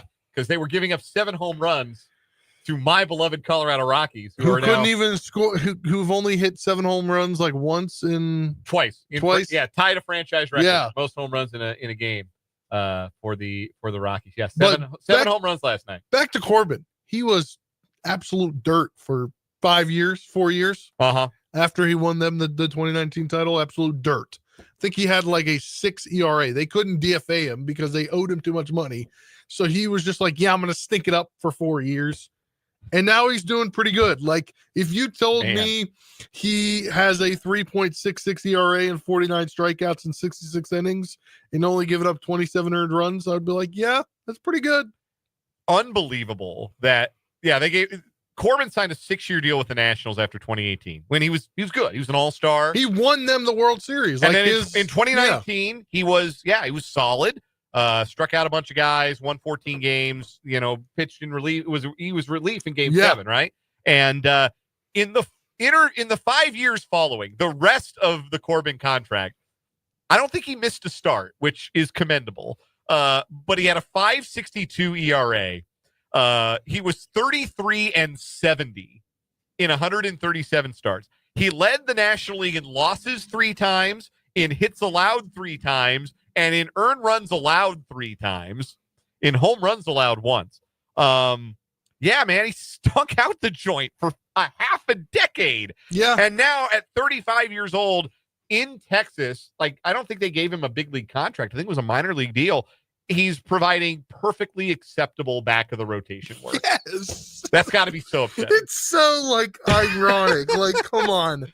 I thought this guy was doomed and I thought his career was over.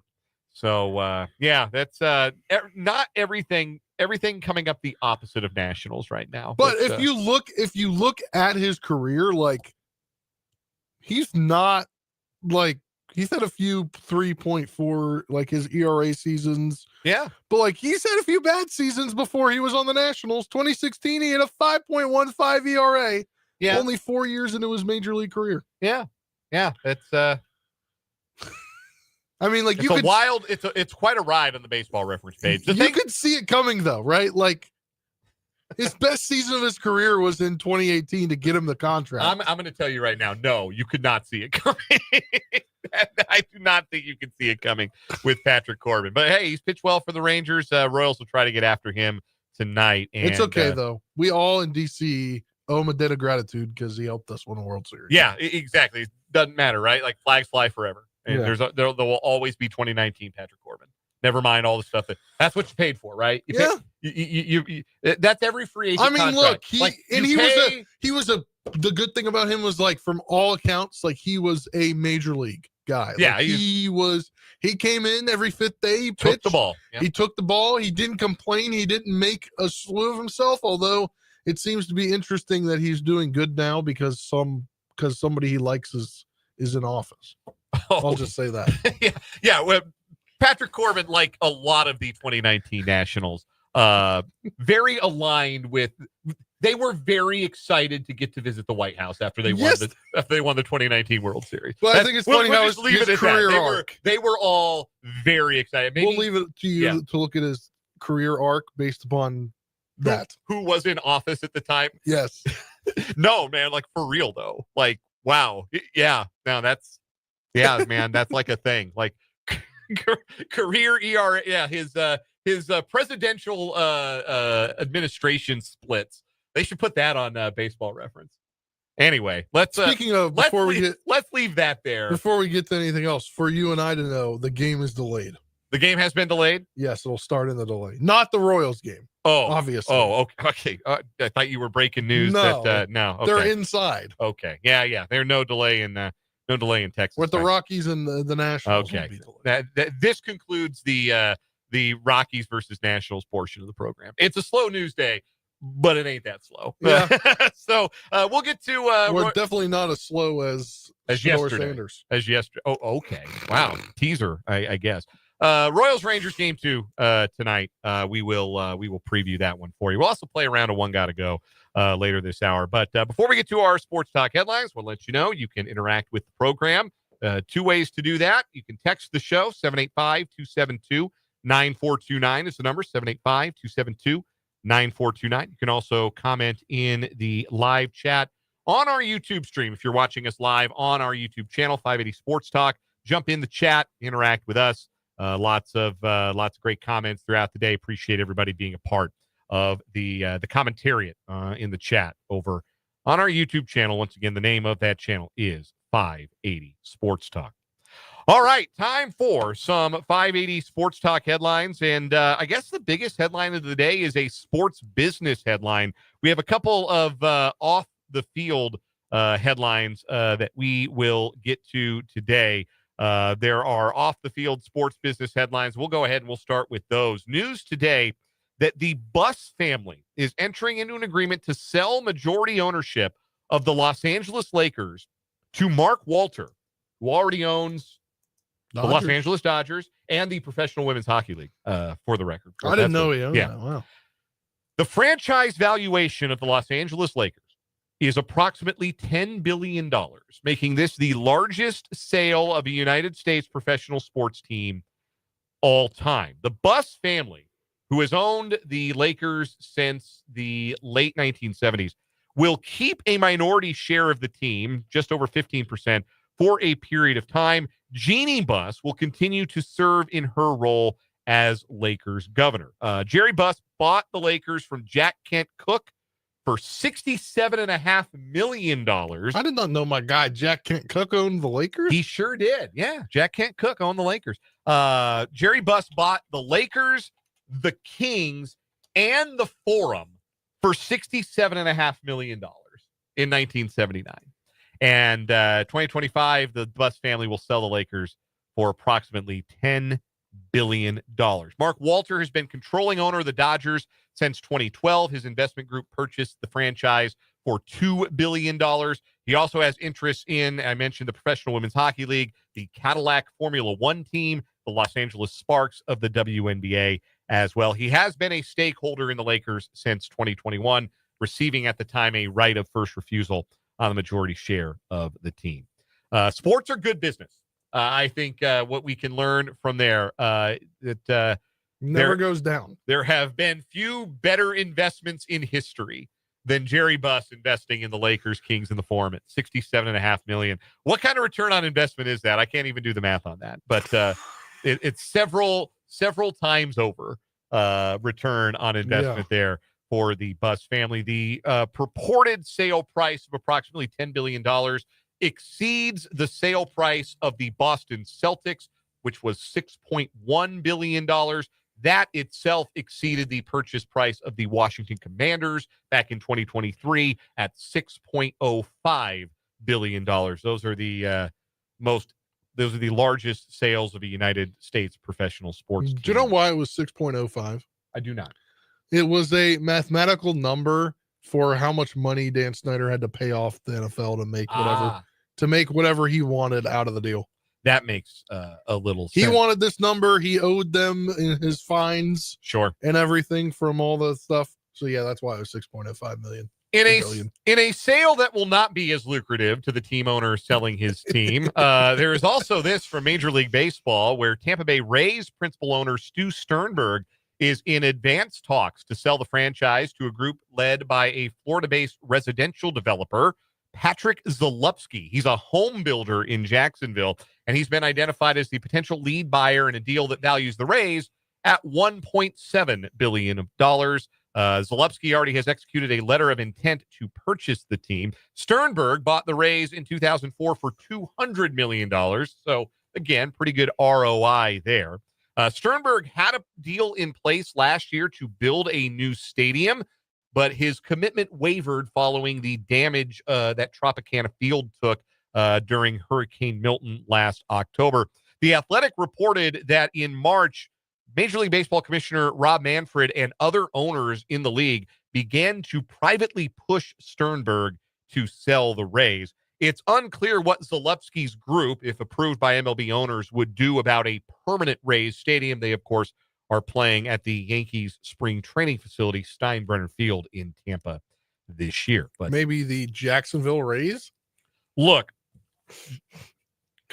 coming in 2030. I think the Tampa St. Pete area has gotten yanked around, and it's been really unfair how Major League Baseball has treated them, and frankly, how ownership has kind of not really invested in the team itself. They've got one of the great front offices in baseball. It's how they're competitive year in and year out, but not keeping guys, not paying to keep your franchise core players has been a point of frustration for a very long time, because that's how you build a connection to a baseball team, is guys wear your uniform their whole careers, or like for the duration of their prime. Otherwise, you're just rooting for a spreadsheet. It gets to be pretty soulless. And the Rays are a fairly soulless operation. They play in a fairly soulless stadium, though I like Tropicana Field more than I thought I would when I visited a couple of years ago. They need a long-term home in a place where they can draw some fans. Yeah. Because Tropicana Field, not in a great area, not in an easy area to get to there in St. Pete. They need a resolution because they've been in limbo for a long time. And maybe this leads them to a little bit more stability as a franchise, whether that's in Tampa, St. Pete, or elsewhere. But that is the news, the business section taking over 580 Sports Talk headlines to start. Give us the headline, Spencer. Yeah, we're going to go to Lawrence for this headline. This just coming out here in the last about 2 hours. Kansas Baseball's Brady Council became the first player in school history to win a Rawlings Gold Glove Award on Wednesday. Council earned the spot on the 2025 ABCA/Rawlings NCAA Division I Gold Glove team for his work at third base this season. He's one of 9 players to get the Gold Glove, obviously 9 positions on the field. He is the first Big 12 position player to earn that Gold Glove since 2018. He was named a finalist on Monday, with the award coming out today. He was an all Big 12 honorable mention following the regular season. He had a 992 fielding percentage, only allowing one error on 121 chances this season. He also had his hand in 8 double plays, along with 69 putouts and 51 assists. And not only was he good in the field, he also had a pretty good season at the plate. 12 homers, 54 runs scored, 57 RBIs. The 57 RBIs were tied for 7th most in the conference and 2nd on the team. So all-around great player there is Kansas Baseball's Brady Council getting recognized for the defense today. Son, of course, of Chicago Cubs manager Craig Counsell. I did not know that. Well, now you do. Yeah. Now you learned a little something. Next headline for me, this is a Chiefs off-the-field headline. They're being sued by a former employee for wrongful termination, citing racial discrimination. Former NFL defensive back Ramsey Robinson, who spent 9 years with the Chiefs as director of player engagement, is accusing the Chiefs of discriminating against him due to his race. In the lawsuit, which was filed in U.S. District Court in Missouri on Sunday, Robinson claims he was called into a meeting in February and accused of attacking a female coworker. The Chiefs refused to show him security video of the encounter. Robinson ultimately was fired from his position, which involved locker room management, mentorship, and other responsibilities within the team. The lawsuit claims that Robinson was paid a salary well below the average salary other NFL teams paid to a comparable position. It also claims that the Chiefs paid African-American business employees less than their white counterparts. Chiefs spokesperson Brad G. told the Associated Press on Wednesday that while he could not comment on pending legal matters, quote, "To be clear, the Chiefs do not tolerate discrimination of any kind. We look forward to the facts of this case coming to light." Should not impact the on-the-field business of the Chiefs as those things go, but some off-the-field happenings with the Chiefs being sued for wrongful termination by their former director of player engagement. Robinson never played for the Chiefs, but appeared in a handful of games over 4 seasons for the Lions and Browns from 2007 to 2009. Not a whole lot else to say about that headline, so let's go to another one. Spencer? I'll give you a little NFL roundup here. We talked the other day about cornerback Jair Alexander released from the Packers as a post-June 1 cut. He, after being pretty sought after, it appears, he has signed a 1-year deal, and guess what? If your franchise quarterback wants something, I guess they're going to give it to him, because yesterday, I think it was yesterday, Ravens quarterback Lamar Jackson spoke at his press availability and said, like, yeah, I want my guy on my team. Apparently they were roommates at Louisville, and less than 24 hours later, he has signed a 1-year deal to go to Baltimore on a maximum of $6 million, $2 million in incentives. Basically, he turned down a little bit more money from the Panthers, is what's being reported, to go to Baltimore, and they needed depth at the corner at the defensive back position, and looks like they're going to get that. And also, NFL note, this coming out earlier today, that Browns rookie quarterback Shador Sanders was cited for going 101 miles per hour in Cleveland yesterday. In a 60-mile-an-hour zone. Yes. But I don't understand. Like, I understand liking to drive fast. Like, I'm not gonna say, like, I don't get the compulsion to have a fast car and drive it fast. But 101 in a 60, dude, like, what are you thinking about? What could you possibly be thinking about? Like, even 101 in a 75 is like, dude, what are you thinking? It's absolute brain dead stuff. Like, is there nobody on the road? Because, like, I think you notice how 12:24 a.m., so probably not. Yeah. Also, he did in a pickup. Black Dodge TRX. T-Rex. I don't know, man. Like, I just don't understand. Zach Edey also got popped. But it just came out. This was like May 1st. Yeah. And he got popped for speeding. At 101. Yeah, he was doing 101 in a 55. Why? Man, like, that is a way to die. Like, yeah. I just up front saying it as plainly as possible. I don't understand it with Rashee Rice. I don't understand how it keeps happening to Georgia football players in all of their leased Dodge Chargers, because they had a teammate die. Yeah. I don't understand how you don't understand that speeding is a way to die. You can die. You are not bulletproof. just because you are an all-rookie team guy in the NBA or because you are a draft pick and your dad's an NFL Hall of Famer. You can die driving that fast. Don't do it. It's not worth it. Driving's a privilege, not a right. Yeah, jeez. And more people need to learn how to use that privilege before they continue to use it. Just doesn't make any sense at all to me. One more headline before we get to the playoff roundup. It is the College World Series continuing. We know our first participant in the men's College World Series championship series, the Chanticleers of Coastal Carolina, 26 wins in a row. They beat Louisville 11-3 earlier this afternoon in Omaha, scored 6 runs in the first inning on their way to the victory.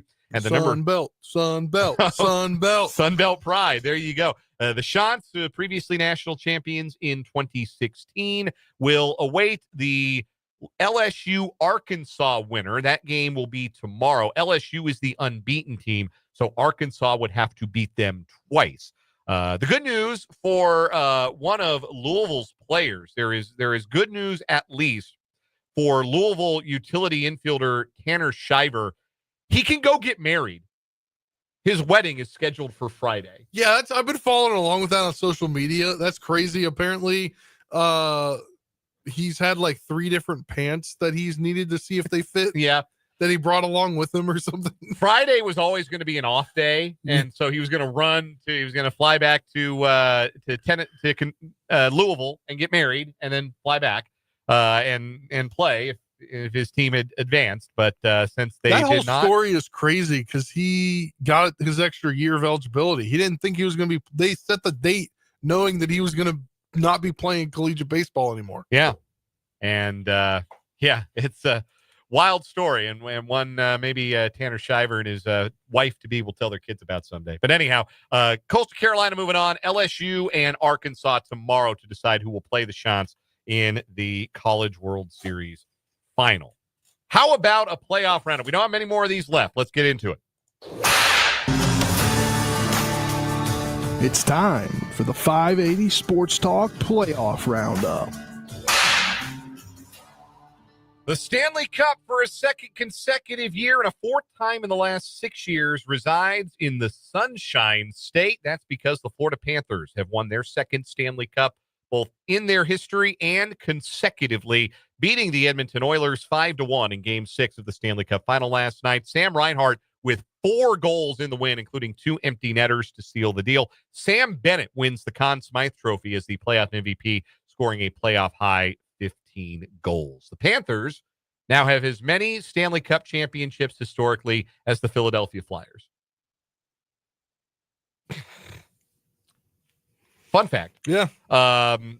Great team. They're hell to play against. It's very easy to understand why, if you watch them, why they have been able to do what they do. The salary cap will have its way with their roster this offseason. They'll have some very tough decisions to make about some of their most important players. There's no question about that. But 2-time champions. They've reached the last 3 Stanley Cup finals. That following the Tampa Bay Lightning winning 2 in a row and then losing in a 3rd straight trip to the final. So, 6 straight Stanley Cup finals with a team from Florida. The Panthers winning the championship. The Oilers come up short for a 2nd straight year. You and I are both hockey guys. Yeah. So we can have this conversation here real quick. Is Connor McDavid the best player to not win a Stanley Cup? Can you say that about an active player, first of all? And second of all, if you can, is he the answer? I think so, because up until 2018, that guy was on my team.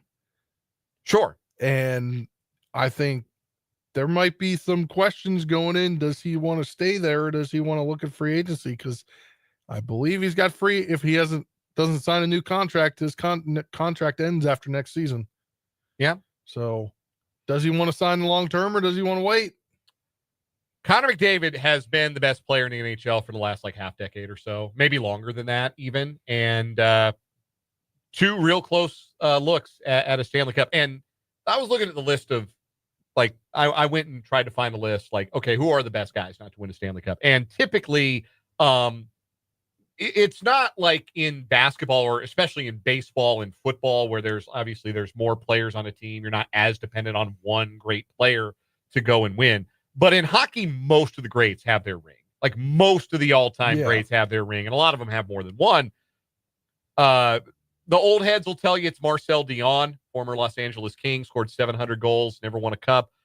Some of the more contemporary answers include a couple of all-time great goaltenders, Henrik Lundqvist of the Rangers, Carey Price, most notably of the Montreal Canadiens, as players who never got to sip from the silver chalice. I don't know, man. I think it's McDavid. I think right now it's McDavid. With respect, I never saw Marcel Dion play, a little before my time. But no, I think McDavid's the best to never win one, and it will be very strange historically if he never does. Because if there's one guy who you would say, yeah, that's the guy who can make a team a Stanley Cup winner on his own, you would point at him and at how transcendently talented he is.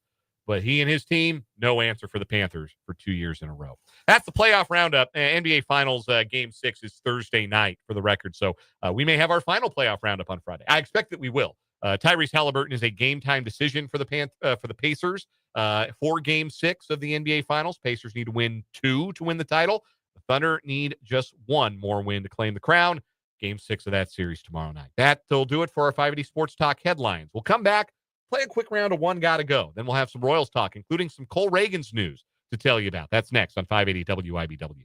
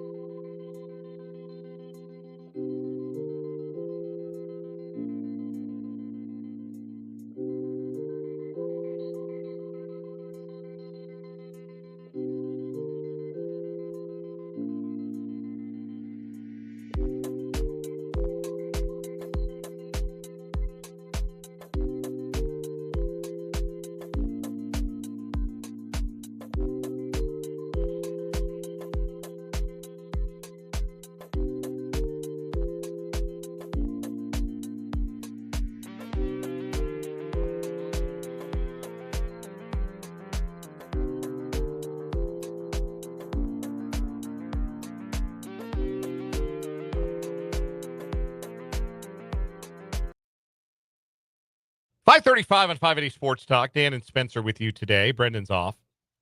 Let's play a little One Gotta Go. We usually do this earlier in the show, but I was solo for the first hour, so I decided to wait till I had a buddy with me to play One Gotta Go. I'm here. All right, I got 2 today. They're both sports related. Here's the first one. I have compiled a list of the best players in each of the 4 major sports, in my opinion, to not win a championship. So back to what we were just talking about. Back to what we were just talking about. That's called synergy. That's called a tie-in. That's rewarding you for listening and staying with us through the commercial break. You got to say that one of them is not the right answer. The one that has to go is the one where you say, no, I don't think it's that player. I think it's somebody else. My answers are as follows. In the NHL, Connor McDavid. We went over this. Yeah. In the NBA, Elgin Baylor. In Major League Baseball, Barry Bonds. In the NFL, Barry Sanders. You may disagree with all of those, but the one you disagree with the most ardently is the one that has to go. Trying to think who in the NFL hasn't won.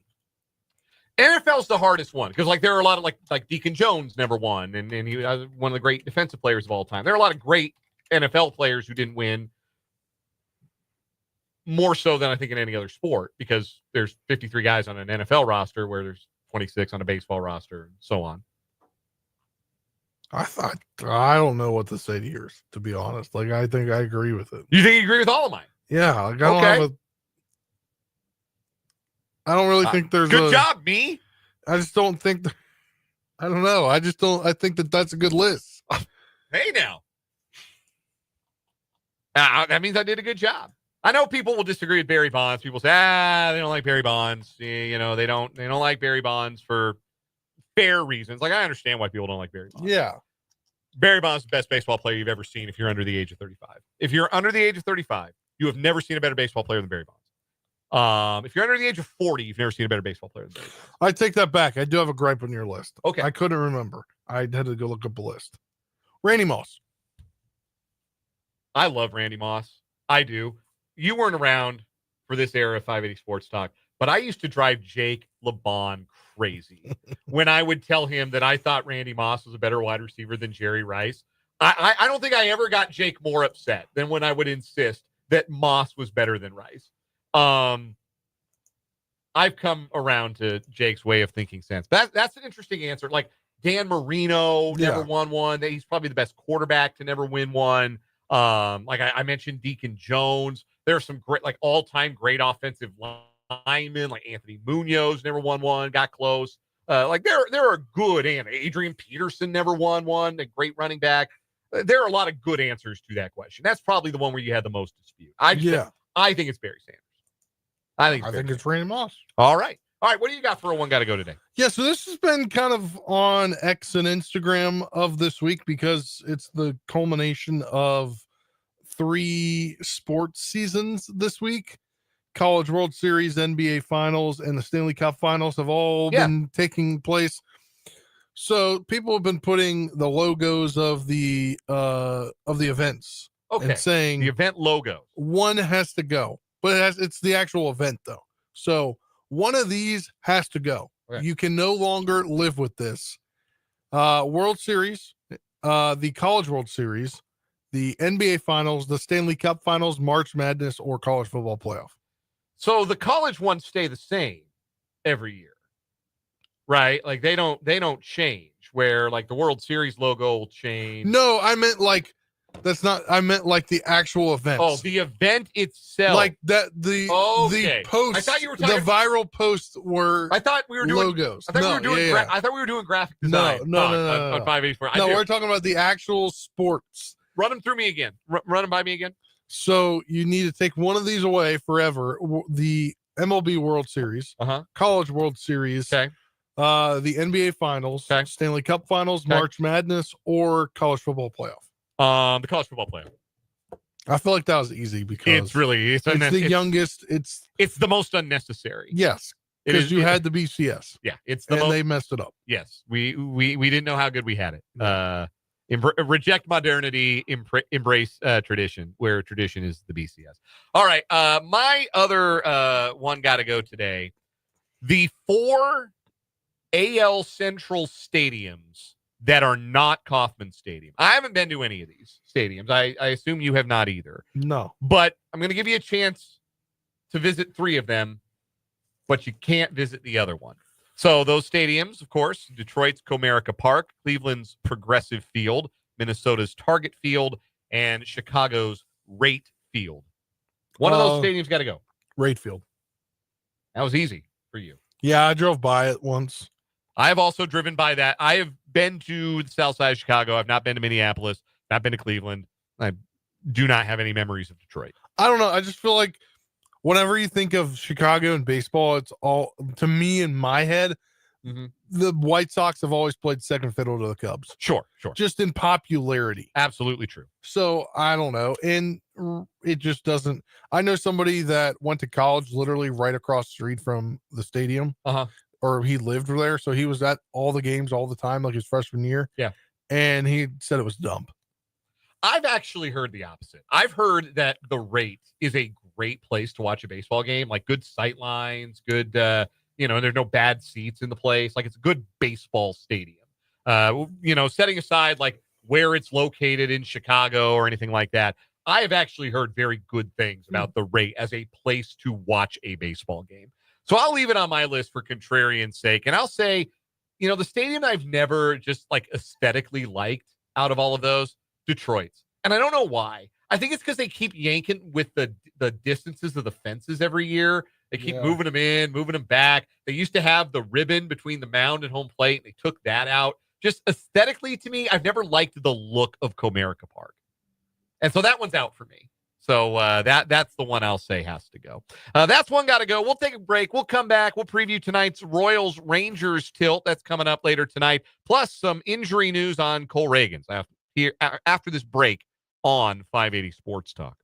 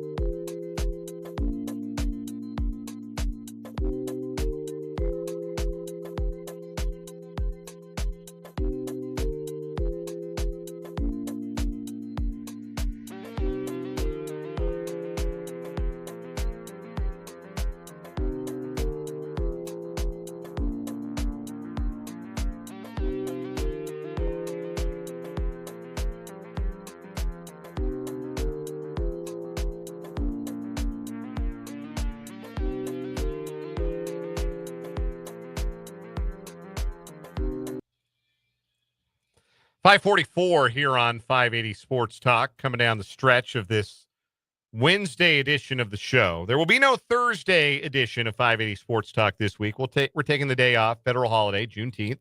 We will take the day off. There's Royals baseball in the afternoon tomorrow anyhow. So wouldn't have heard much of us anyway, but we'll take the day off. We'll spend it with our families, people closest to us, and then we'll be back on Friday with another edition of the show. That means there will be two Royals games between now and then. We'll get to those in a second. First, though, this from Ann Rogers of MLB.com, Royals beat writer on social media. Saw this on Blue Sky about 20 minutes ago. A second opinion that Cole Reagans received yesterday confirmed a rotator cuff strain. He shut down from throwing for 4 weeks from when he got hurt, so almost 2 weeks in at this point. He'll be reevaluated after 4 weeks to determine if he can start a throwing progression. So we are at least 2 weeks-ish removed from Cole Reagans even considering picking up a baseball, which probably means best case scenario, I wouldn't expect to see the Royals left-hander back on a big league mound until the end of July. I was going to say August 1. Yeah, end of July, August 1, you probably, in that neighborhood. Because they're going to give him, after just going one rehab start, I give him 2 or 3. Yeah, I think it would be a more prolonged ramp up. Yeah. So 2 more weeks. Let's say he comes through that feeling good. That'd be the first week of July. Get the throwing progression, ramp him up that second week of July, week of the All-Star break, send him out for a rehab assignment, maybe that week of July 21st, rehab a start or 2, and then have him back. Yeah, that last week of July, August 1, is maybe the more realistic route to his return. I didn't even realize August 1's a Friday, so yeah, that is a Friday. So it's halfway through the week thing. Texter from the 785 says Reagan should go on the 60-day IL. I think that would be a little premature at this point because you'd like to, in a perfect world, have him back sooner than 60 days from when he went on the injured list. And that sounds like a possibility at this point. The news today is probably as good as you would have hoped to hear regarding a rotator cuff strain. Remember, strains are tears, but they're just not severe tears. They're tears you can work your way back from. They're not tears that necessarily require extensive surgery. So this news is probably the best possible news that you could have gotten for Cole Reagans. And if he's back by the end of July, the only reason you would put him on the 60-day, one, you need to know he was going to be gone for 60 days. But 2, you would do that if you needed the roster spot, if you needed the 40-man roster spot. And right now the Royals don't. The Royals aren't in a roster crunch. And they don't need that 40-man roster spot. So that would be a little hasty, I think. But wanted to address that from the text line. Appreciate those who text in. The number again is 785-272-9429. Tonight, it'll be another lefty for the Royals, Chris Bubic, on the mound against Rangers southpaw Patrick Corbin. This is the first time we're seeing Bubic come off a dud because Bubic was not good his last time out, got shelled by the Yankees. So he will have an opportunity to try and rebound tonight. Patrick Corbin, his opposite number, we talked about him a bunch to start this hour, the former National, experiencing something of a career renaissance, pitching to an ERA in the mid-3s with the Rangers so far this season. Royals lineup looks like this. No Jac Caglianone tonight. First off day for the rookie after starting his first 13 games with the club, and I think a well-needed off day for Jack after he had a rough night at the plate last night. Jonathan India will lead off and play second base, then Bobby Witt Jr. at short, Michael Garcia at third. Vinny Pasquantino will stay in the cleanup spot. They've moved him down in the order against some lefties, but he'll stay in the cleanup slot tonight and DH. Salvador Perez is the first baseman tonight. He'll bat fifth. Mark Canha bats sixth in right field. Nick Lofton, another right-handed bat in left field, bats seventh. Freddie Fermin gets the start behind the plate. He'll bat eighth. And Kyle Isbell is the center fielder batting ninth. So the Royals loading up their right-handed sticks against the left-hander Patrick Corbin. I am efforting the splits for Corbin this year. And of course, in previous years when he was bad, it didn't matter. Lefty, righty, it was a fight at the bat rack. Everyone wanted to hit off Corbin, lefty, righty, or whatever. He's been a little better this year, and big part of that, he has stifled left-handers. They're hitting just 206 against him. Right-handers hitting 255, and 7 of the 10 home runs that Corbin has allowed have been to right-handed hitters. I will say, back when he played for the Nats the last few years, it used to write an L before the game even started next to his name. So. He's coming off of 5 strong against Minnesota his last time out, allowed 3 runs on 6 hits, earned the win in that game. That actually ended a streak of 4 consecutive winless starts for Corbin. The lineup that Chris Bubic will face tonight, Texas will load up on right-handers against the southpaw. Sam Haggerty, the switch hitter, will start in left field and lead off, followed by Wyatt Langford in center. Corey Seager's the only lefty in the lineup against Bubic tonight. He's at short, batting third. Marcus Semien is the second baseman. He'll hit cleanup. Adolis Garcia in right field, batting fifth. Then Josh Young at third base, Jake Berger at first base. Kyle Higashioka will do the catching, and Ezekiel Duran is the DH tonight, batting ninth. What do you think? Bubic bounced back in order? He'd been great for 6 consecutive starts, really the whole season. He'd been absolutely nails. And then he ran into the Bronx Bombers his last time out. Do we think we see a bounce back? Yeah, I think the club he's facing tonight is slightly different than the club he faced last week. Yeah. Just say that. They don't have Aaron Judge on their team. Trying to keep a struggling lineup struggling. That is for sure. Yeah. Bears mentioning that when Bubic pitched against the Yankees, he was on extended rest. Remember, they had they juggled the rotation. They wanted to get Bubic more rest, and he was on 9 days rest. 2, 3, 4, 5, 6, 7, 8, 9, 10. Yeah, 10 days rest. No, 9. 9 days rest. He pitched the first against Detroit, and then he pitched the 11th against the Yankees. So he was on 9 days rest prior to that outing against the Yankees. Maybe that contributed to some of his lack of sharpness. He is on 6 days rest pitching today. Hopefully, maybe if there's anything to that, maybe that gets Bubic back in form. 7:05 first pitch, 6:30 pregame coverage coming up here on 580 WIBW and FM 104.9 from the Royals Baseball Network. Who's starting tomorrow? Tomorrow would be Michael Wacha for the Royals. For the Rangers, they had juggled their rotation around. I'm actually not sure who it's going to be. TBD on the MLB app. MLB app still has a TBD, yeah. So typically, if they don't have it, nobody does. So, it looks like it'll be TBD for the Rangers. I'm going to see. Maybe a bullpen game? I don't know if it's going to be that. Tyler Mahle just went on the injured list not long ago. So I know that they are looking for a starter. I'm trying to find their what their rotation had been. It would be, if they were staying on rotation, it would be a bullpen day, because the last time Corbin started, it was followed by Sean Armstrong, one of their relievers, started. So, yeah, it would be a bullpen day if they stayed on that rotation. That's a fair guess at this point of what we will see tomorrow. Tomorrow's game is a 2:05 first pitch, so pregame coverage will start at 1:30. No, check that. So 1:35. 1:35 game start. Yes. So a 1 o'clock pregame coverage here on 580 WIBW. Give me the break. We'll come back. We'll give you a final word here on 580 Sports Talk.